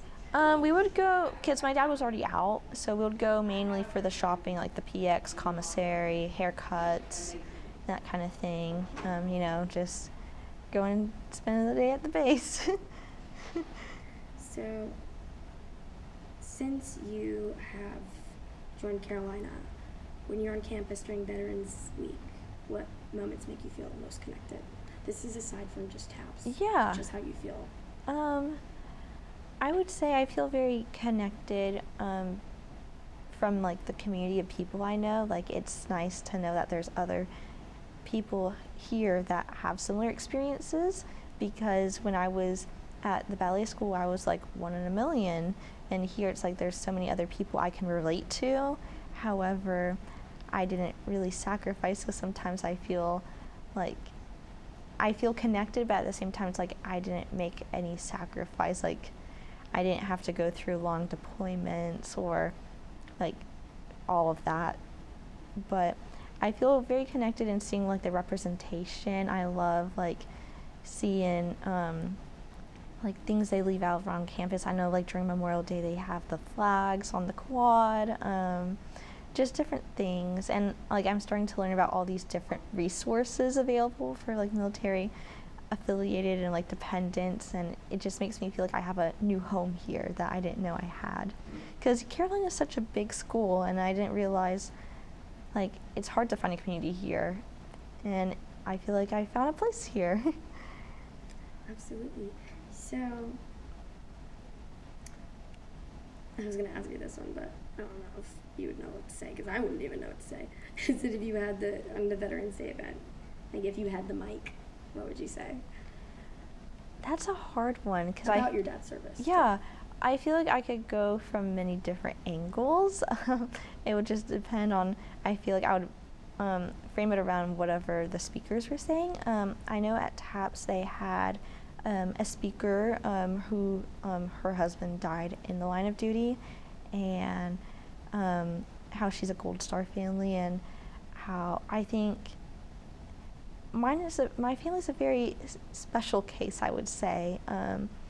I would say I would put on Veterans Day, like, remembering, like, not only the ones who've served, you know, right, with their families also serving, but also remembering those who are gone, and the impact it leaves on their families, because I feel like that's often, like, a underrepresented group. Absolutely. I agree with that. I guess I want to ask you, let's look at the way into TAPS. So tell me a bit about TAPS and what it is, your involvement in it, and then we'll get into more about your connection. Yeah. So TAPS is a military appreciation and support club on campus for like military, like active duty military and like retired military. I think it's mainly about spreading awareness about these communities at our school and in the Chapel Hill area and in general, but it's mainly to support them and spread awareness about like the military and their service and how like it impacts us and what we can do to give back. My role at TAPS, I'm head of communications, so I mainly work with contacting like different organizations we can partner with, or getting like speakers and stuff like that. I'm very new to the role, so I'm still in my training area, but that's mainly what my role consists of. And why I was drawn to it, I was trying to find community here. Dance hasn't started back up at that time, and I saw their tabling event. I was like, you know what, I'll give this a try. And they're still fairly small, but I'm hoping we can grow it to not only, because we have a large emphasis on active duty, but I would love to incorporate some more with veterans and their families. Absolutely. So tell me a little bit about like the American Legion and some of the events that y'all have done there.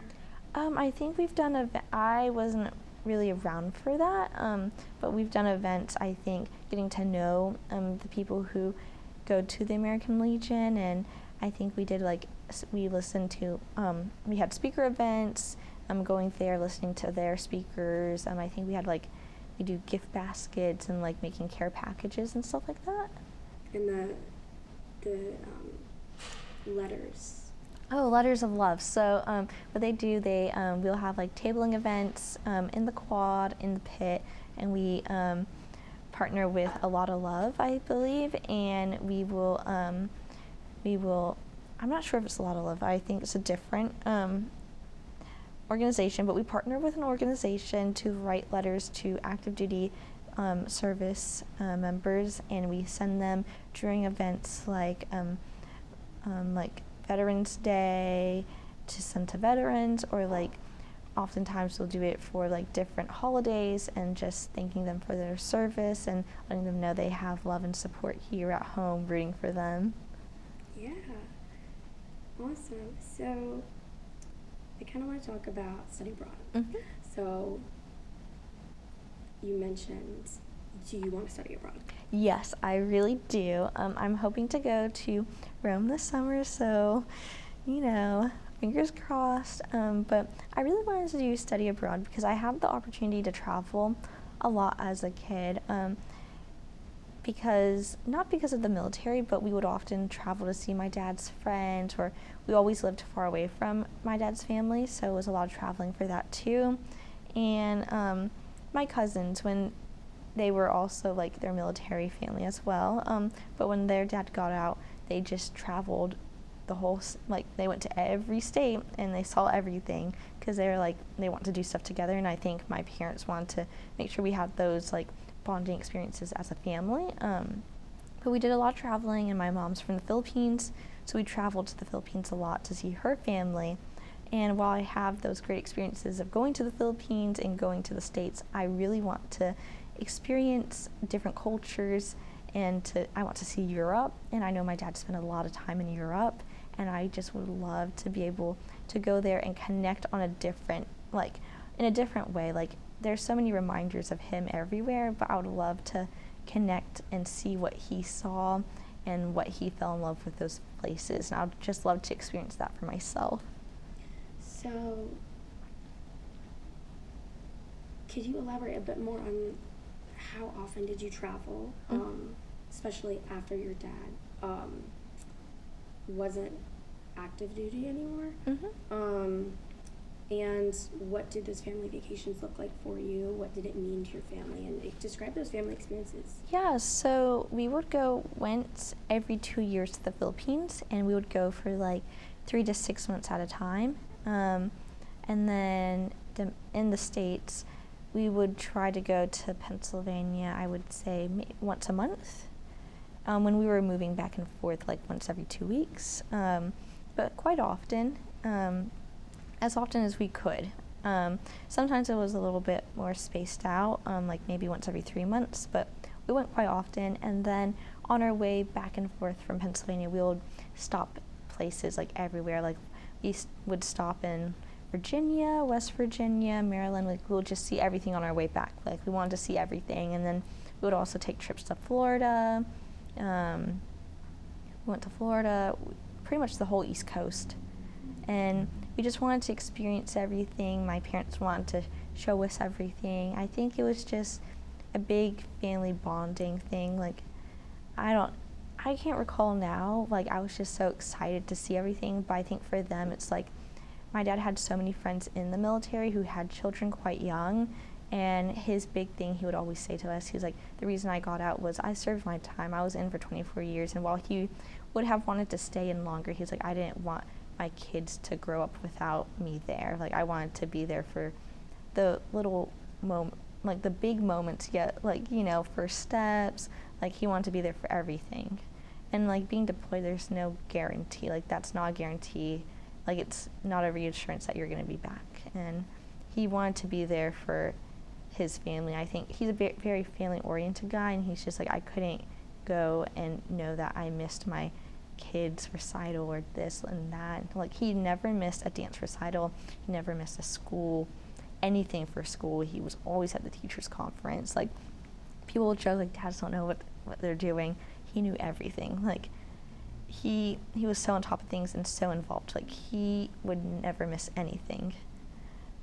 So tell me about, like, more. I want to hear more because I've never heard. Yeah. So he stopped moving around once you were born. Yes. And so he was finished Mhm. by then. So at that point, where all did you move and why? So my dad was a medevac pilot in the Army, and while he wasn't deployed, he was a flight instructor. So that's what he did, and he got out a year after I was born. His last, the last thing he was deployed for was Operation Iraqi Freedom. So he was there, and then he got out after that. He was going to stay longer, but with some other logistic things, he decided to get out. From there, we moved to Pennsylvania, where his family's from. My grandfather owns an insurance company, and he was going to take over the family business, but things just didn't work out, and we were there for about a year. And then my dad got back into flying, and he worked for Air Methods, and Air Methods, with that company, they go wherever it's a contract job. So from there we moved to North Carolina, and we've been here ever since. Okay, so tell me a little bit more about that job. So how long was he working there, and I guess what did moving to North Carolina mean for his job, essentially? Because I don't really know. Yeah, so with all the hospitals you see in the area that have helicopters, those hospitals don't hire their own pilots. They hire pilots through a different company. So like they don't hire both the pilots and own the helicopters. Like the hospitals like UNC own the helicopter, then they hire a company to supply the pilots. And that's what he did. He worked for Air Methods, and so he was working for Duke Life Flight, and he did like mainly trauma, like car accidents, things like that, wherever you would see the helicopter. So he flew patients from the scenes to the hospital to get them care. I don't really recall the moves that much. Like, I know we moved, and I knew, like, you know, we had to do it. But for me, North Carolina never felt like home. Like, he has all his family in Pennsylvania. My mom has all her family in the Philippines. And for me, it's just like we were just here. Like, we were, like, I always felt like a floater. Like, how people referred to, like, floater friends. I just felt like a floater. And I've come to realize North Carolina is my home. Like, I may not have family here, but the communities I have here and the memories make it home. And yes, it's been kind of hard to describe North Carolina and like the moves and stuff, because I don't really recall many of the moves.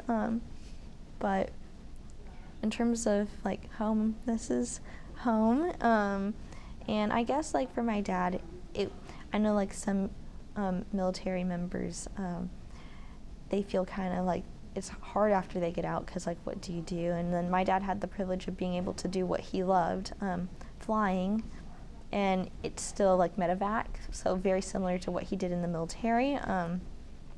But yeah, he worked for that company up until his accident. Can you tell me a little bit about his accident? Yeah, so he worked for Duke Life Flight, and Can I pause you real quick?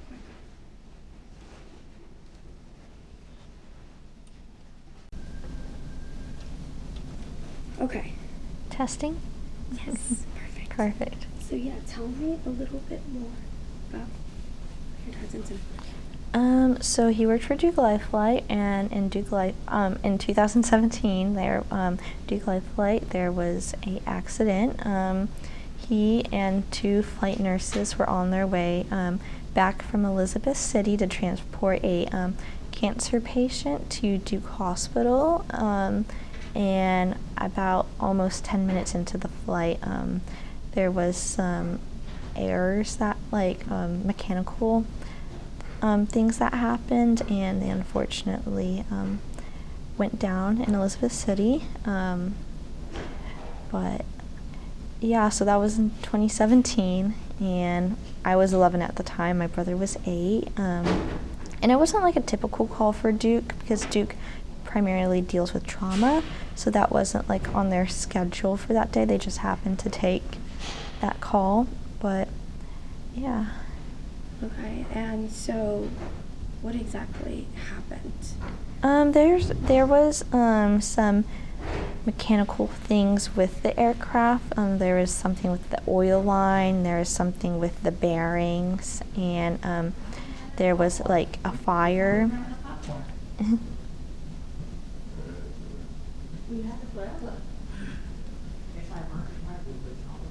I can restart now.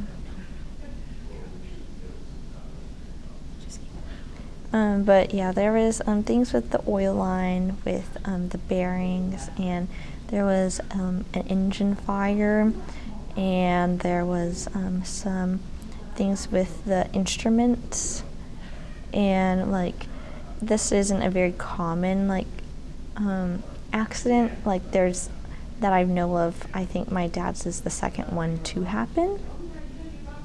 Like from like for that type of helicopter and stuff, I think there's only been like 2 or 3 cases, including his, so it's not very common.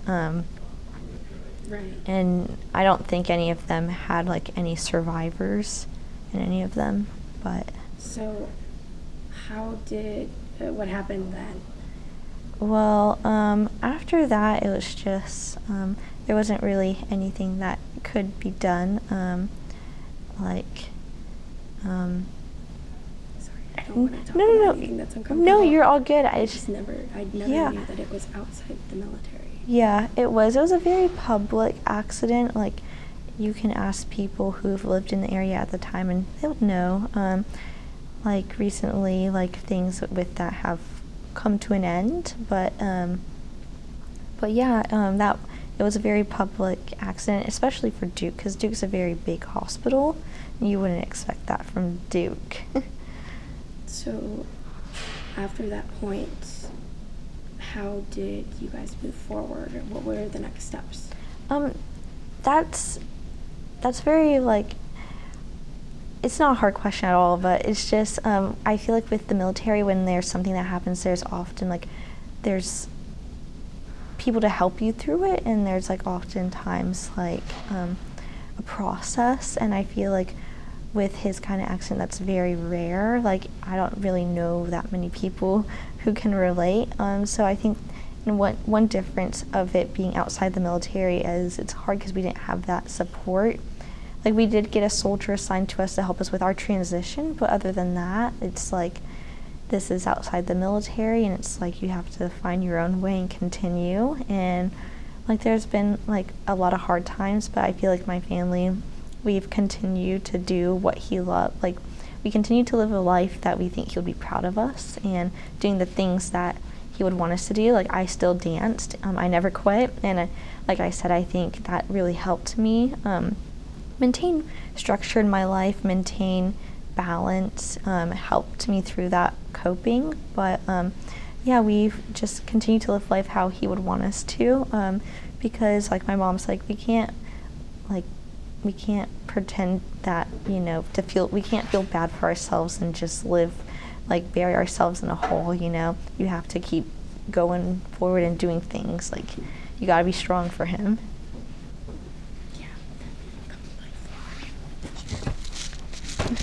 Perfect.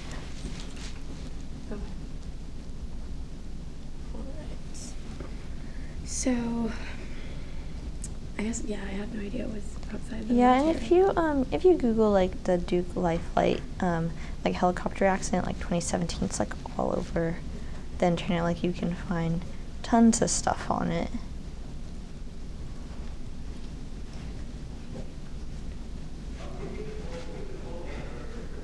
Yeah. So, I guess my next question is,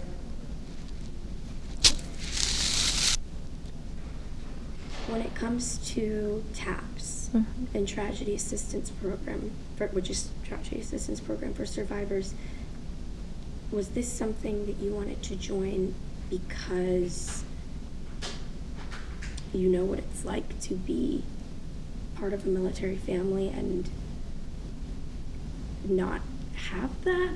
Or I guess what drew you into TAPS so much, specifically because your situation is so rare and TAPS is also pretty rare too? Yeah, well, I knew that coming into college, I wasn't gonna meet anyone who really knew, like to the extent of my my experience. I think I really wanted to be a part of a club that really was a place of support for people who needed support, and I thought through there I might find somebody who could relate to an extent, but I knew with how rare my situation was, I wasn't going to find like anyone like that.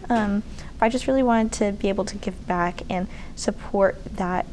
Like when my dad died, it's like I lost so many parts of myself with that. It's like they say, like when somebody like your dad or your mom passes, it's like that part of you kind of dies off too, and it's just I wanted to connect in a way that I could like honor his memory, but also give back to that community and feel connected to that community, because I didn't want to lose that community.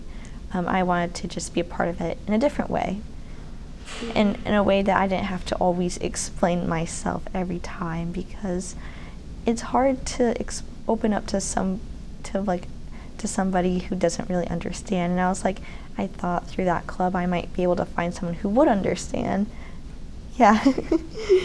Yeah, so that's really interesting.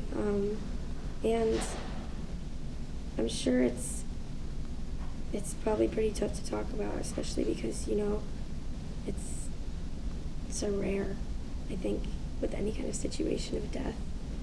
And I just want to say this, like, for the record, like, because my dad was still active duty when he died, obviously we had so much support from that.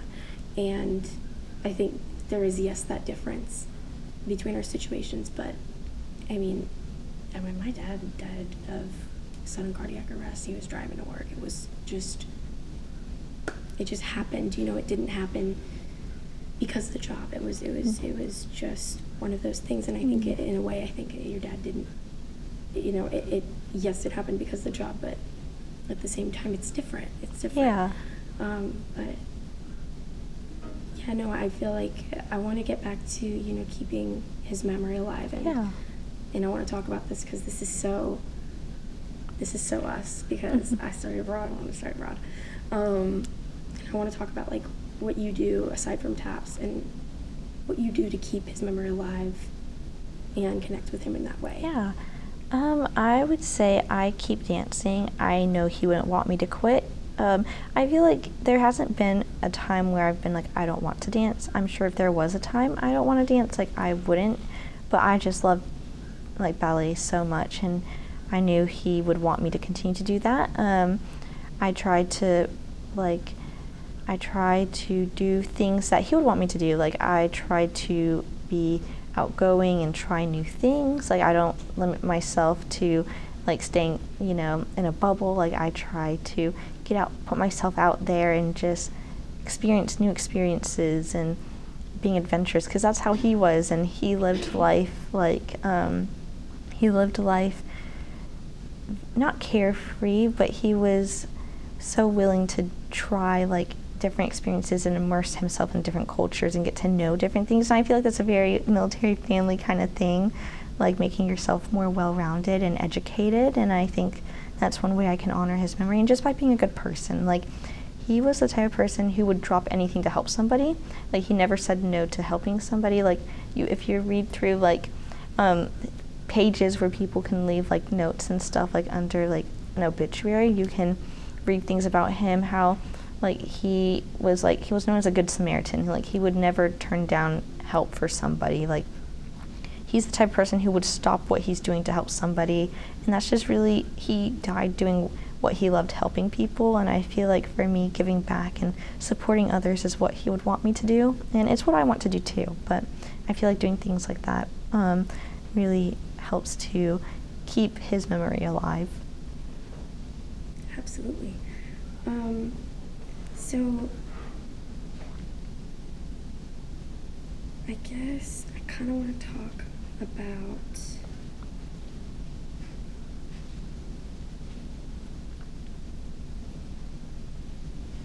all right, we're gonna cut right here. Mm-hmm.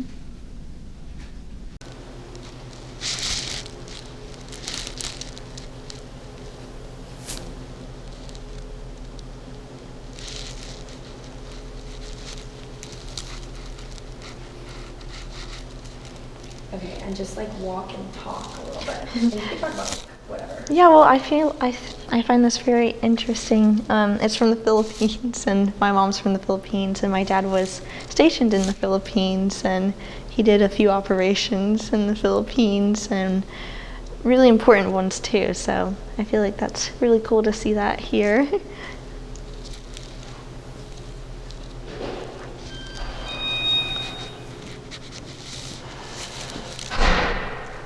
I feel like I have a lot of this at my own house. Like we have our flag and I have the Be a Man,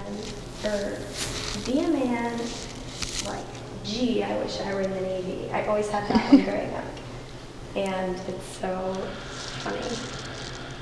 I'm trying to see what I have at home because there's so much.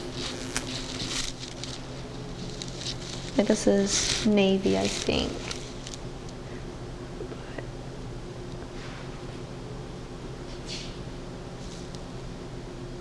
I've been trying to find a Black Hawk because that's what my dad flew. So, trying to get the hair like completely out of the way, so because your hair's like into it. Okay, now keep talking. Well, I've been trying to find a Black Hawk because that's what my dad flew. I haven't seen one yet, but I'll keep looking. Growing up as a kid, we had like a little grenade ice tray. I know it's kind of weird, but we liked it. We always had ice trays, but no grenade. No, like we had like grenade ones. My dad would find like the craziest things, and he just loved those like different like knickknacks. But he had like a grenade ice tray.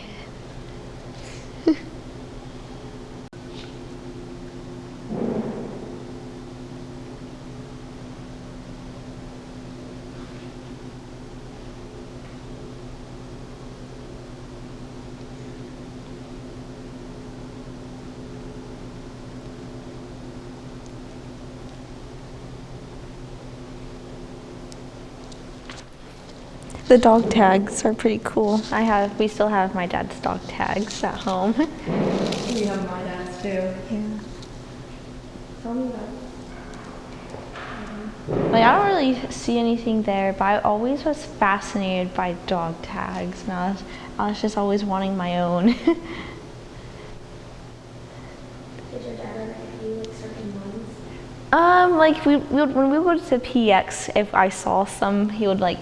I had like a little collection of dog tags, like different custom ones, because I really liked them.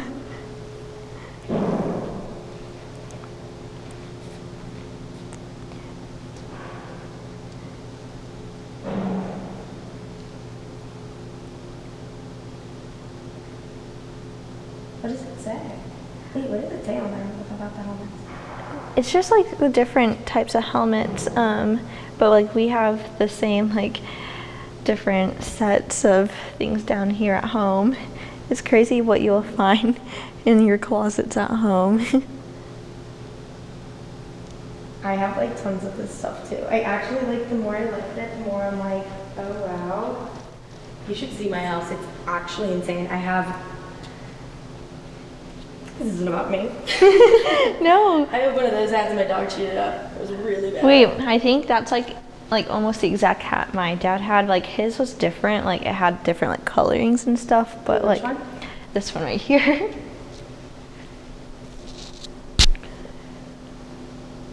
And then MREs. I used to do this program called Young Marines. It's basically like a private ROTC.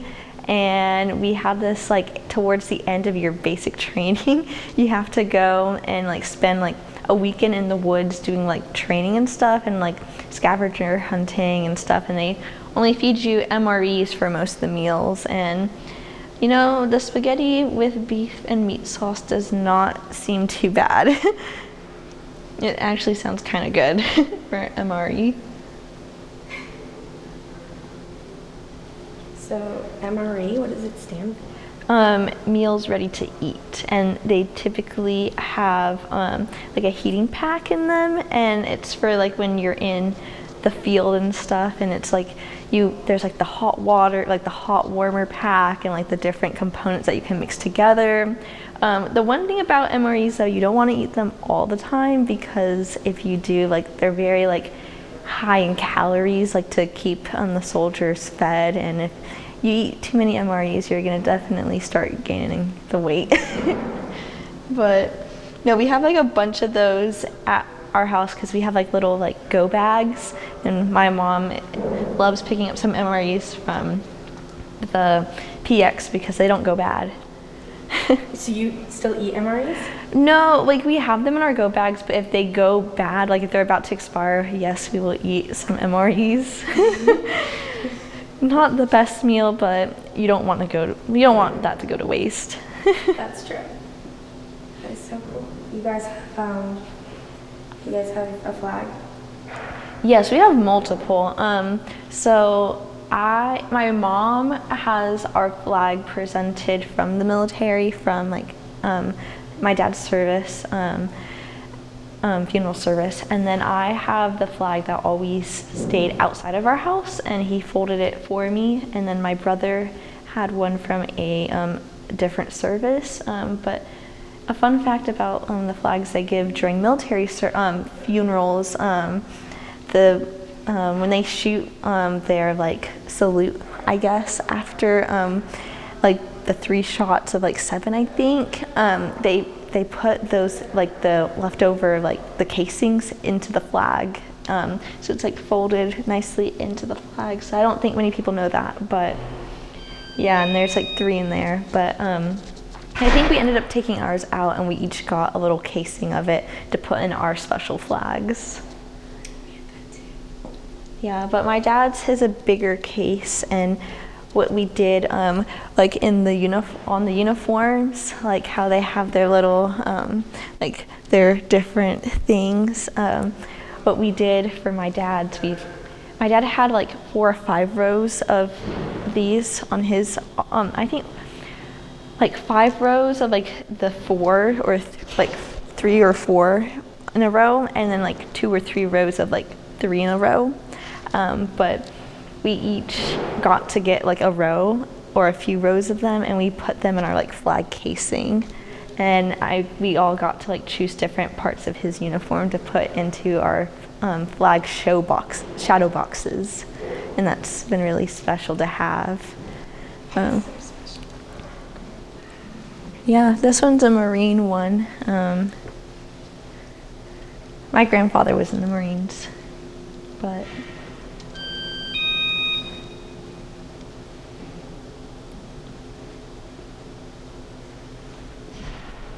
yeah, my uncle, he has the Purple Heart. That's who my brother's named after. And he's not like my real uncle. When I like say uncle and aunt, like I have so many, but they're long-time military family friends. And they're the people like you spend so much time with, and you would do anything for that person, and they just become your uncle and aunts. And like that's all that I know them by. And I don't even I don't know. Until I was like 13 or 14, I didn't even know their real names. I just knew like Uncle Dito or Uncle Dan, or like just by their like last names, like how they always call each other by their last names. But my Uncle Dito, he has the Purple Heart. He was shot through his armpit, and it went around his heart, and everyone thought like it was gonna go straight through his heart. Like they're like, no way that he survived that, and he did. And he continues to fly. Like all the doctors said he wouldn't fly, and he still flies till this day, and he teaches people how to fly. That's his job in the military. That's a pretty cool story. So if I was a guy, I would be named Jason, because that was his name. But my brother's named Jason after Uncle Dito. But yeah, that's one. Like, yeah, like I see so many that I recognize, but I don't know them well enough to say for certain.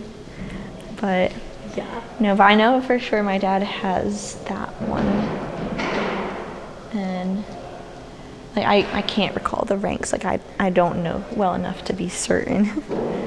But my dad had rows of those things. Yeah, it's like they're so heavy too. Like I remember if you take them out, because to like steam your suit and all that. If you take them out, my dad always had his like on a cardboard, and he would like glue them like to help the structure because they were just so heavy. Yeah. Oh, and they have like the little things in it, like the stars and stuff. Like my dad had a few of those in his. I know they represent something, but I can't say for certain. But this is perfect. That was when I was born. That was where my dad was. Operation Iraqi Freedom. That was his last deployment, and that was the one he was in for a long time. He was in Operation Iraqi Freedom, and I think there's another one he was in. I can't recall the name, but he was there for most of it. And his company was the Dustoff. I think they called them the Dustoff Lone Stars because they were stationed in Texas at the time, and they had like some numbers and stuff. But that's really fitting, Operation Iraqi Freedom, because that's where my dad was when I was born. And on our cars, he was very proud when he got home to put his Operation Iraqi Freedom on all our vehicles. So we had that. My dad also has that that patch. I wouldn't really know, but I know for sure the Operation Iraqi Freedom one. My grandfather, he was in the Marines, and then my great uncle, he was in the Korean War. So I see some of the Korean War stuff, and I was like, wow. And then I had a great uncle, Neely, who was in World War II, and he was like, I guess a fighter jet pilot or something, but like long line of military. Yeah. It's just so cool to see all this stuff preserved. It's really special. It's so funny, it looks like my house. No, like literally my house is like a museum.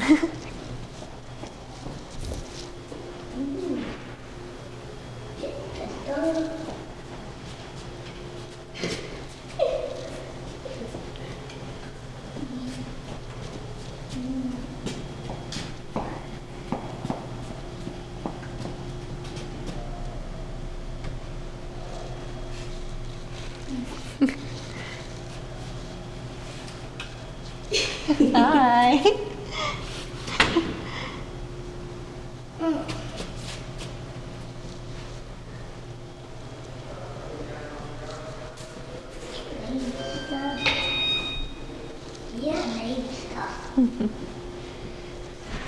I saw some Fort Bragg stuff, and my cousin, he was stationed in Fort Bragg, and something that made my transition to Carolina a little bit easier is my cousin would come to visit me on the weekends when he wasn't busy. He was a jump master in the 82nd Airborne Division at Fort Bragg, and I just see some of the Fort Bragg stuff here, and it makes me think of him. Need to check in with him, see how he's doing. But no, we talk every day.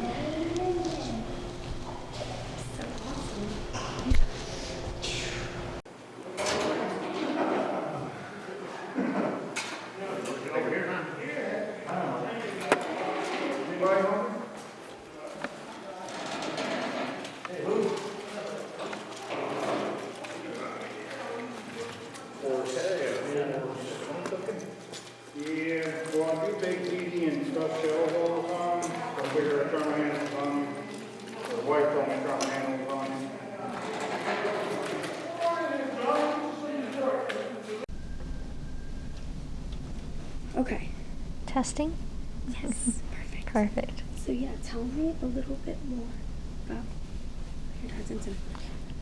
So he worked for Duke Life Flight, and in Duke Life, in 2017, Duke Life Flight, there was a accident. He and two flight nurses were on their way back from Elizabeth City to transport a cancer patient to Duke Hospital. And about almost 10 minutes into the flight, there was some errors that, mechanical things that happened, and they unfortunately went down in Elizabeth City. But yeah, so that was in 2017, and I was 11 at the time. My brother was 8. And it wasn't like a typical call for Duke, because Duke primarily deals with trauma, so that wasn't like on their schedule for that day. They just happened to take that call. But yeah. Okay, and so what exactly happened? There was some mechanical things with the aircraft. There was something with the oil line, there was something with the bearings, and there was like a fire. But yeah, there was things with the oil line, with the bearings, and there was an engine fire, and there was some things with the instruments, and like this isn't a very common like accident. Like there's that I know of. I think my dad's is the second one to happen. Like from like for that type of helicopter and stuff, I think there's only been like 2 or 3 cases, including his, so it's not very common. Right. And I don't think any of them had like any survivors in any of them, but. So, how did what happened then? Well, after that, it was just there wasn't really anything that could be done. Sorry, I don't want to talk no, about anything that's uncomfortable. No, you're all good. I never knew that it was outside the military. Yeah, it was. It was a very public accident. Like, you can ask people who've lived in the area at the time, and they would know. Like recently, like things with that have come to an end, but yeah, that it was a very public accident, especially for Duke, because Duke's a very big hospital. You wouldn't expect that from Duke. So, after that point, how did you guys move forward, or what were the next steps? That's very like. It's not a hard question at all, but it's just I feel like with the military, when there's something that happens, there's often like there's people to help you through it, and there's like oftentimes like a process, and I feel like with his kind of accident, that's very rare. Like I don't really know that many people who can relate. So I think one difference of it being outside the military is it's hard because we didn't have that support. Like we did get a soldier assigned to us to help us with our transition, but other than that, it's like this is outside the military, and it's like you have to find your own way and continue. And like there's been like a lot of hard times, but I feel like my family, we've continued to do what he loved. Like we continue to live a life that we think he'll be proud of us, and doing the things that he would want us to do. Like I still danced, I never quit, and like I said, I think that really helped me maintain structure in my life, maintain balance, helped me through that coping. But yeah, we've just continued to live life how he would want us to, because like my mom's like, we can't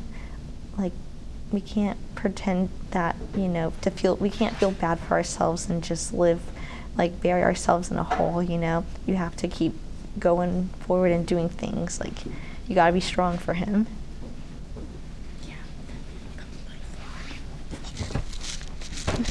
Perfect.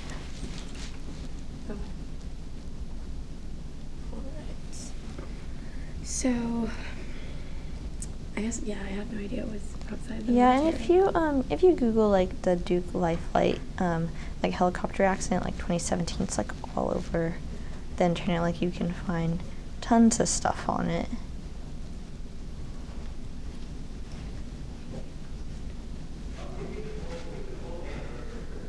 Yeah. So, I guess my next question is,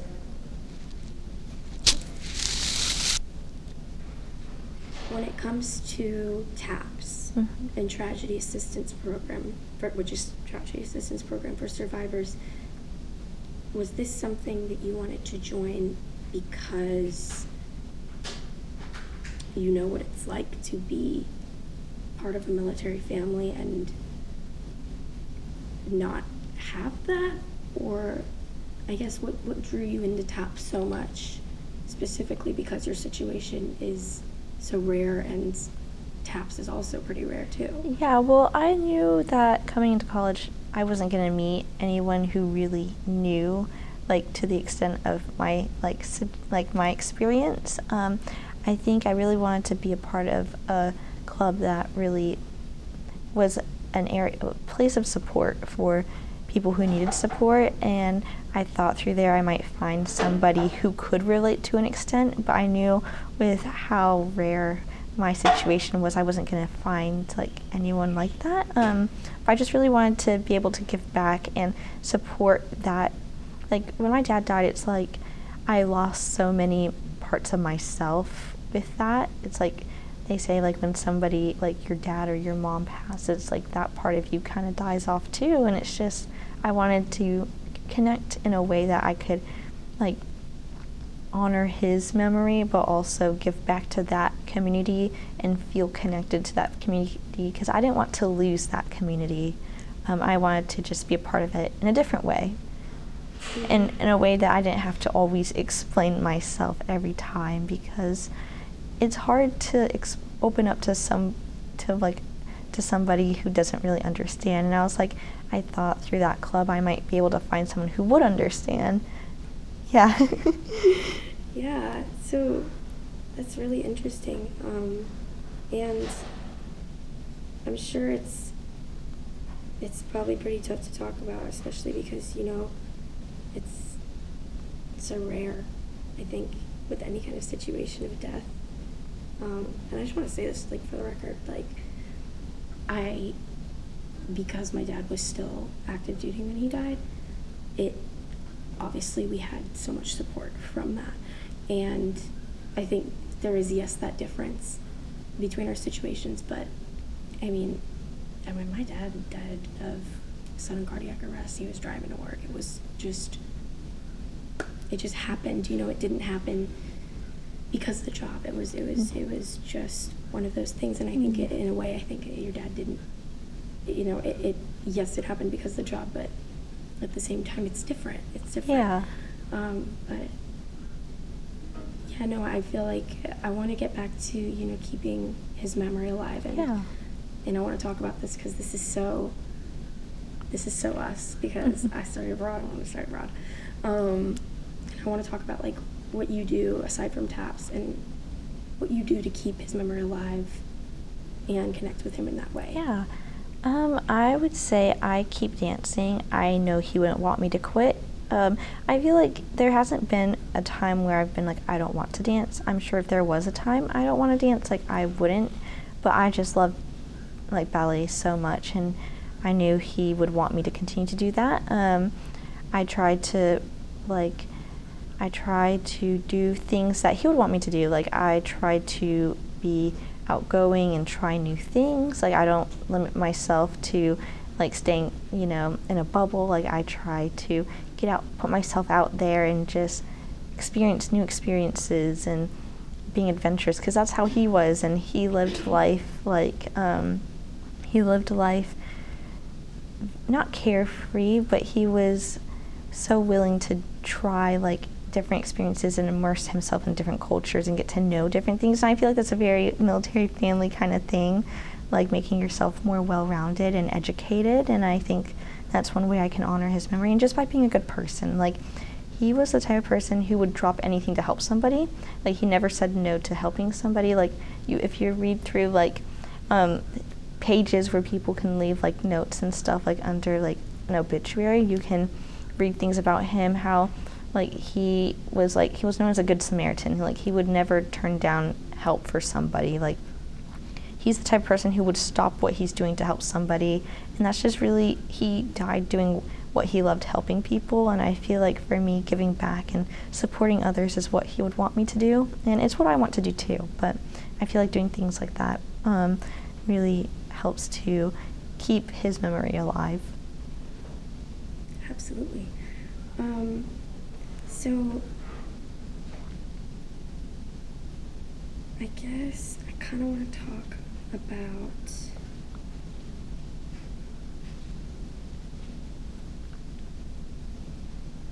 This is perfect. That was when I was born. That was where my dad was, Operation Iraqi Freedom. That was his last deployment, and that was the one he was in for a long time. He was in Operation Iraqi Freedom, and I think there's another one he was in. I can't recall the name, but he was there for most of it.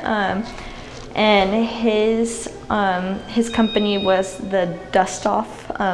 I think they called them the Dust-Off Lone Stars because they were stationed in Texas at the time, and they had like some numbers and stuff. But that's really fitting, Operation Iraqi Freedom, because that's where my dad was when I was born. And on our cars, he was very proud when he got home to put his Operation Iraqi Freedom on all our vehicles. So we had that. My dad also has that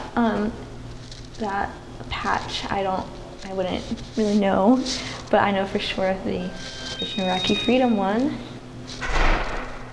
My grandfather, he was in the Marines, and then my great uncle, he was in the Korean War. So I see some of the Korean War stuff, and I was like, wow. And then I had a great uncle, Neely, who was in World War II, and he was like, I guess a fighter jet pilot or something, but like long line of military.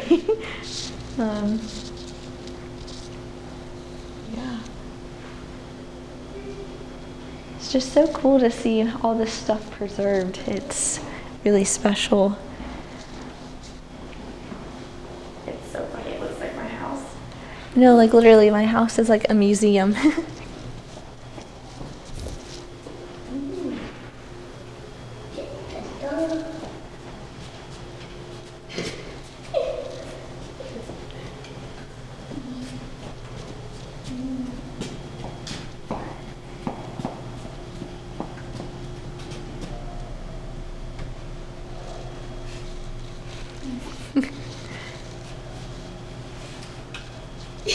Hi.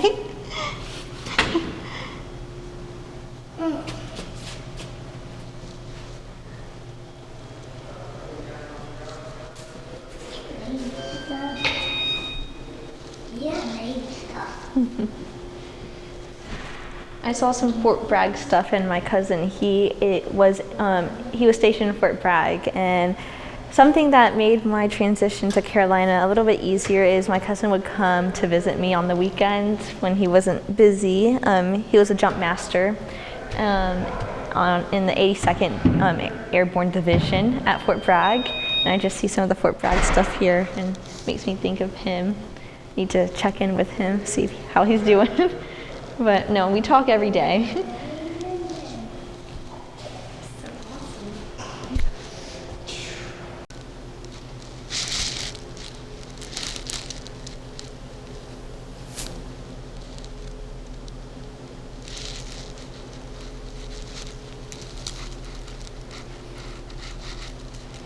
Okay, and just like walk and talk a little bit. And you can talk about whatever. Yeah, well, I find this very interesting. It's from the Philippines, and my mom's from the Philippines, and my dad was stationed in the Philippines, and he did a few operations in the Philippines, and really important ones too. So I feel like that's really cool to see that here.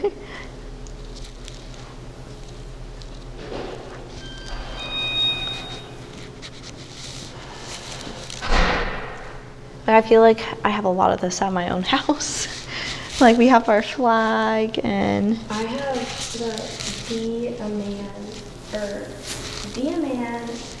like, gee, I wish I were in the Navy. I always had that one growing up. And it's so funny. I'm trying to see what I have at home because there's so much. Like this is Navy, I think.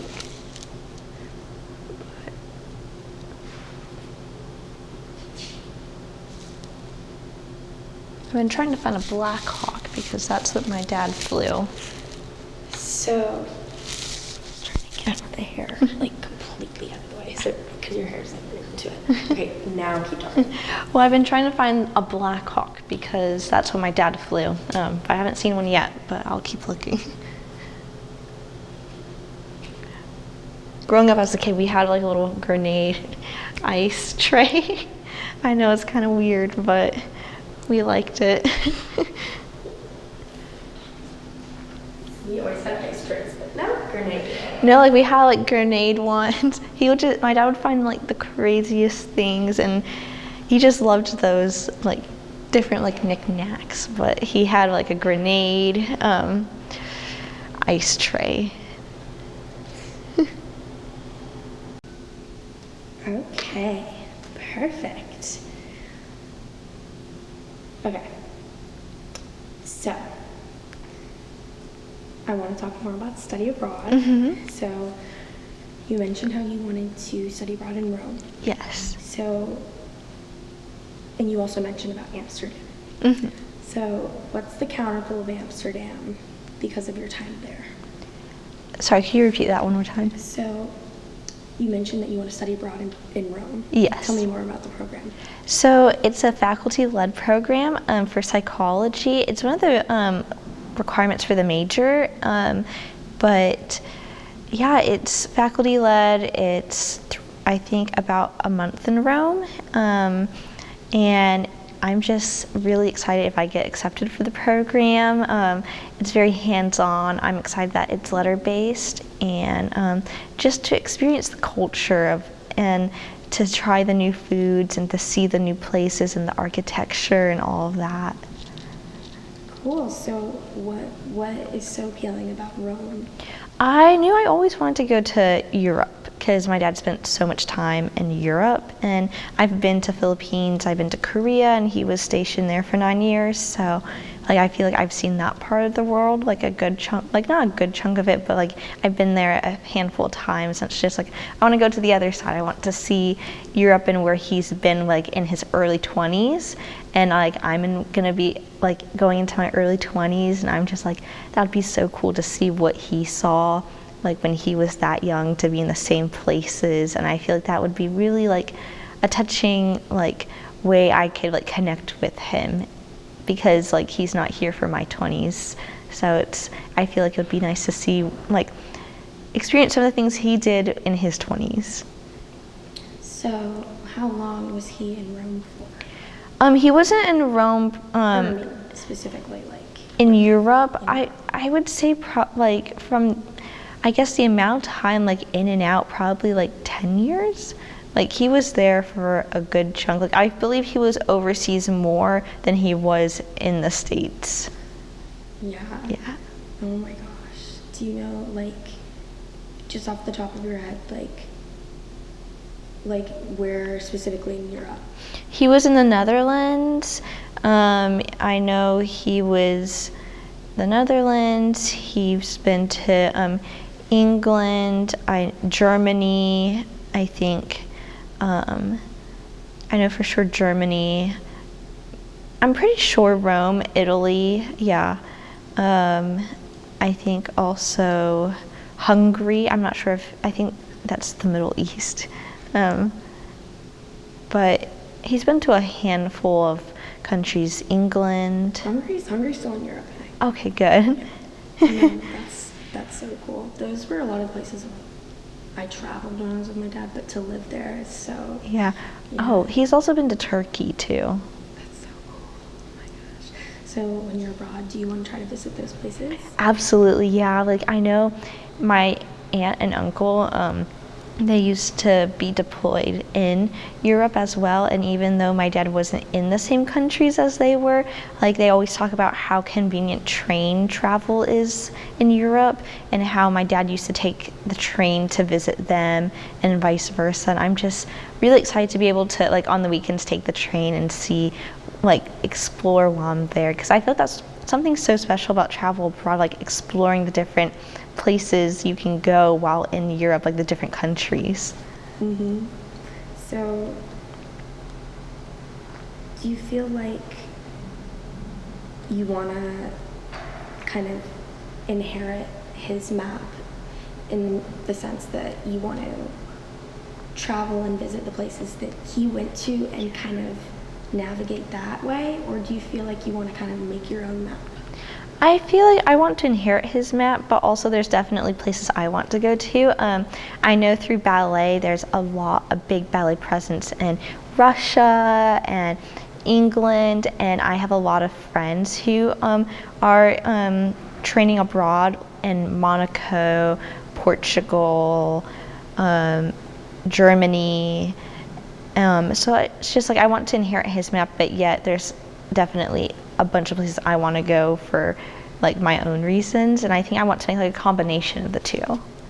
Yeah, absolutely. I think it's so special. There was this one restaurant I went in Prague when I was studying abroad with my dad, and it was just perfect because it still existed, and it's like near the castle, and it was just a random restaurant we went to, and we took pictures there. And I don't remember very much because I was so young when I went to Prague, but when I was with my family, we went there, we visited, and I took my professor there on like one of the last days of our class at the end. So I went there at the beginning of my time in Prague and at the end. Oh my gosh, it's like overwhelmingly like powerful to like be in like a place that he was. Yeah. Do you have like old photos of him that like in those countries that like kind of mark landmarks that you want to visit? I don't really have that many photos, but there's definitely places that if I do get accepted for the program, I'm gonna call up my uncle and aunt and be like, can you give me like a list of everywhere you guys were together and like let me know so I can go to see those. He was very big into rock and roll. That was his jam, that was his thing. So while he was in Europe, he would go and travel to all those different cities where like those big rock concerts would be. And like it's so cool because he'll be like, yeah, I went to the AC/DC concert here, I went to the Scorpions concert over here, and he would just travel to those cities to go see those like concerts. And it's just like, I know how like our generation's gonna be like, oh, the Taylor Swift Eras tour. His was like, yeah, I went to AC/DC in this place in Europe and that place, and it's just like, wow, like that is so cool. Like not many people can say that they've seen AC/DC like 4 different times in 4 different countries. Yeah, like that's so cool. Oh my gosh. It's interesting because that's literally what my dad did. Exactly. My very first concert was in Paris, and it was Jimmy Buffett. My dad loved Jimmy Buffett. He ended up playing with him at the French Embassy, which is so cool. But like, my dad would literally make sure he got to see his favorite artist while he was traveling, while we were in Europe. It did not even matter. Do you want to do that too? Do you feel like you want to maybe see if there's an artist? Yes, I definitely want to. I'm trying not to get my hopes too high because I know there's a lot going into those applications, but I really do hope that I'm able to get in. It's exciting. I think that's fingers crossed. It's really fun, and you know, there's going to be a way to get there. Absolutely, even if, yeah. It's not study abroad, but it's a cool opportunity. Like I was thinking, I feel like study abroad would be the perfect opportunity because like I'm still doing something for my education while having a good time. Exactly. So, do you feel, so this would be next semester? It would be the summer session. Summer session, right. So you wouldn't miss... I wouldn't miss anything in Chapel Hill. Exactly. Do you feel like that's something you want to... I feel like, yeah, because I had such a very interesting high school experience with the ballet school and everything. And I feel like I just need to do this for myself. Like I need to be here all 4 years, like all 8 semesters on campus. Because I feel like I missed out. Like I've gained so much, yet I've missed out on so much. And it's just like I want to fully embrace what each stage of the college like life has to offer for me. Yeah, absolutely. I totally agree with that. It's so funny that you say that because I made sure that I had to do summer program because I was like, I can't miss anything, especially because like there's this connection obviously that like I have to UNC with my dad. Yeah. But it's the aspect of being in his old stomping grounds, like that's what my mom says, and it's been hard, like really hard at times, but being in his old stomping grounds, like going into like, you know, his old fraternity house, like, or going on, like seeing all of this stuff, it's like, it's interesting because it's like, I can't miss it. I Mhm. can't miss it. And so that's like my tie to UNC, but it's the same thing. It's like I don't want to miss any of it. I wouldn't give up any semester because, like, I mean, how long are we here? Like, why would you want to do a semester? I don't know, but I am biased, obviously. Yes, yeah, and like I don't have that kind of connection, but my dad didn't get to go to a 4-year college. He like did college through the Air Force while he was serving, and for me it's just like he sacrificed and did so much for me and my brother to have such a great future and to have such a great opportunity, like to like get a good education. I feel like not embracing the 4 years I have here, like it wouldn't be letting him down, but I feel like I want to fully like soak in every experience I can get. And plus there's so much time during the summer to like do stuff as well, but I feel like he did so much while he served. Like I can't imagine juggling like classes while serving, like while you're abroad and stuff. Like that's a lot. Yeah, definitely. I feel like it's also just so much more of a commitment too, and like not that it's not the kind of commitment you would want to make. I mean, my sister studied abroad and she's back. She studied abroad in Antwerp. She's back because she loved it so much, and it's like I think it's just living there that extra time is definitely a different experience, but also committing your summer there is also, it's a long time too. I mean, Yeah. it's not as long as a semester, but it's like, it's still, you know, you get a glimpse of that too. Yes, and I think that's like the perfect amount of time for me. Yeah, I totally see that. And so, so I kind of want to go back to ballet, because we're just going off script. I just want to talk to you, like, honestly, I don't care anymore. Like, with the ballet, did you have people that like also traveled like in ballet, or like what your normal, like what? Yeah, absolutely.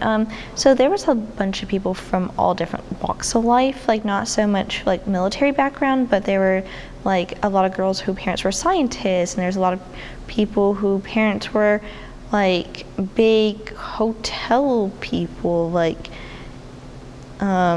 one of the big names like Marriott, like people from the Marriott family. There are people from like all different kind of walks of life, and there's a lot of traveling. A lot of them did like train abroad, and a lot of them we did travel. Like I had a chance to go to Mexico for like a dance. We would always go to New York for like finals of our competition, Florida. Like there's a lot of traveling involved, but not so much like for me outside the country. And that's something I really, when I got to college and I heard about study abroad, I'm like, that would be such an amazing opportunity to like see the places my dad been and stuff like that. Yeah. So, like,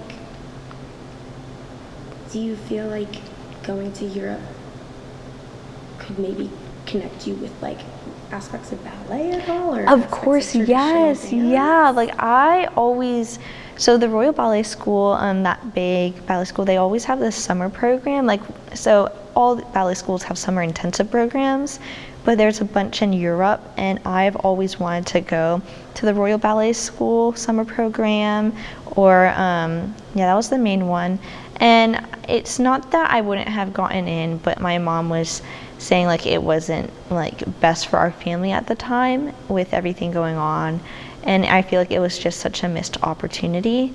But if I am able to go to study abroad, I definitely want to take classes there. I want to see where all my other friends have danced, and I want to see a show there. And I feel like there's nothing better than ballet in Europe, where it originally came from.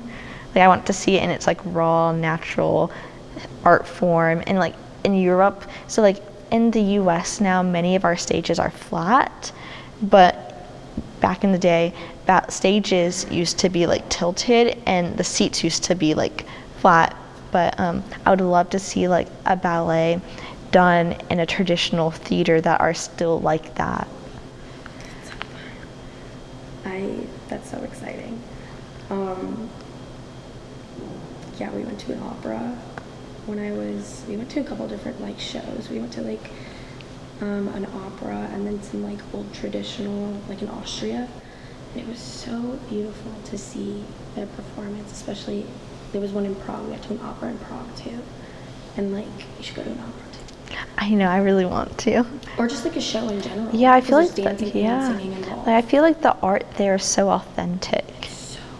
So beautiful. It's genuinely so beautiful. And oh my gosh,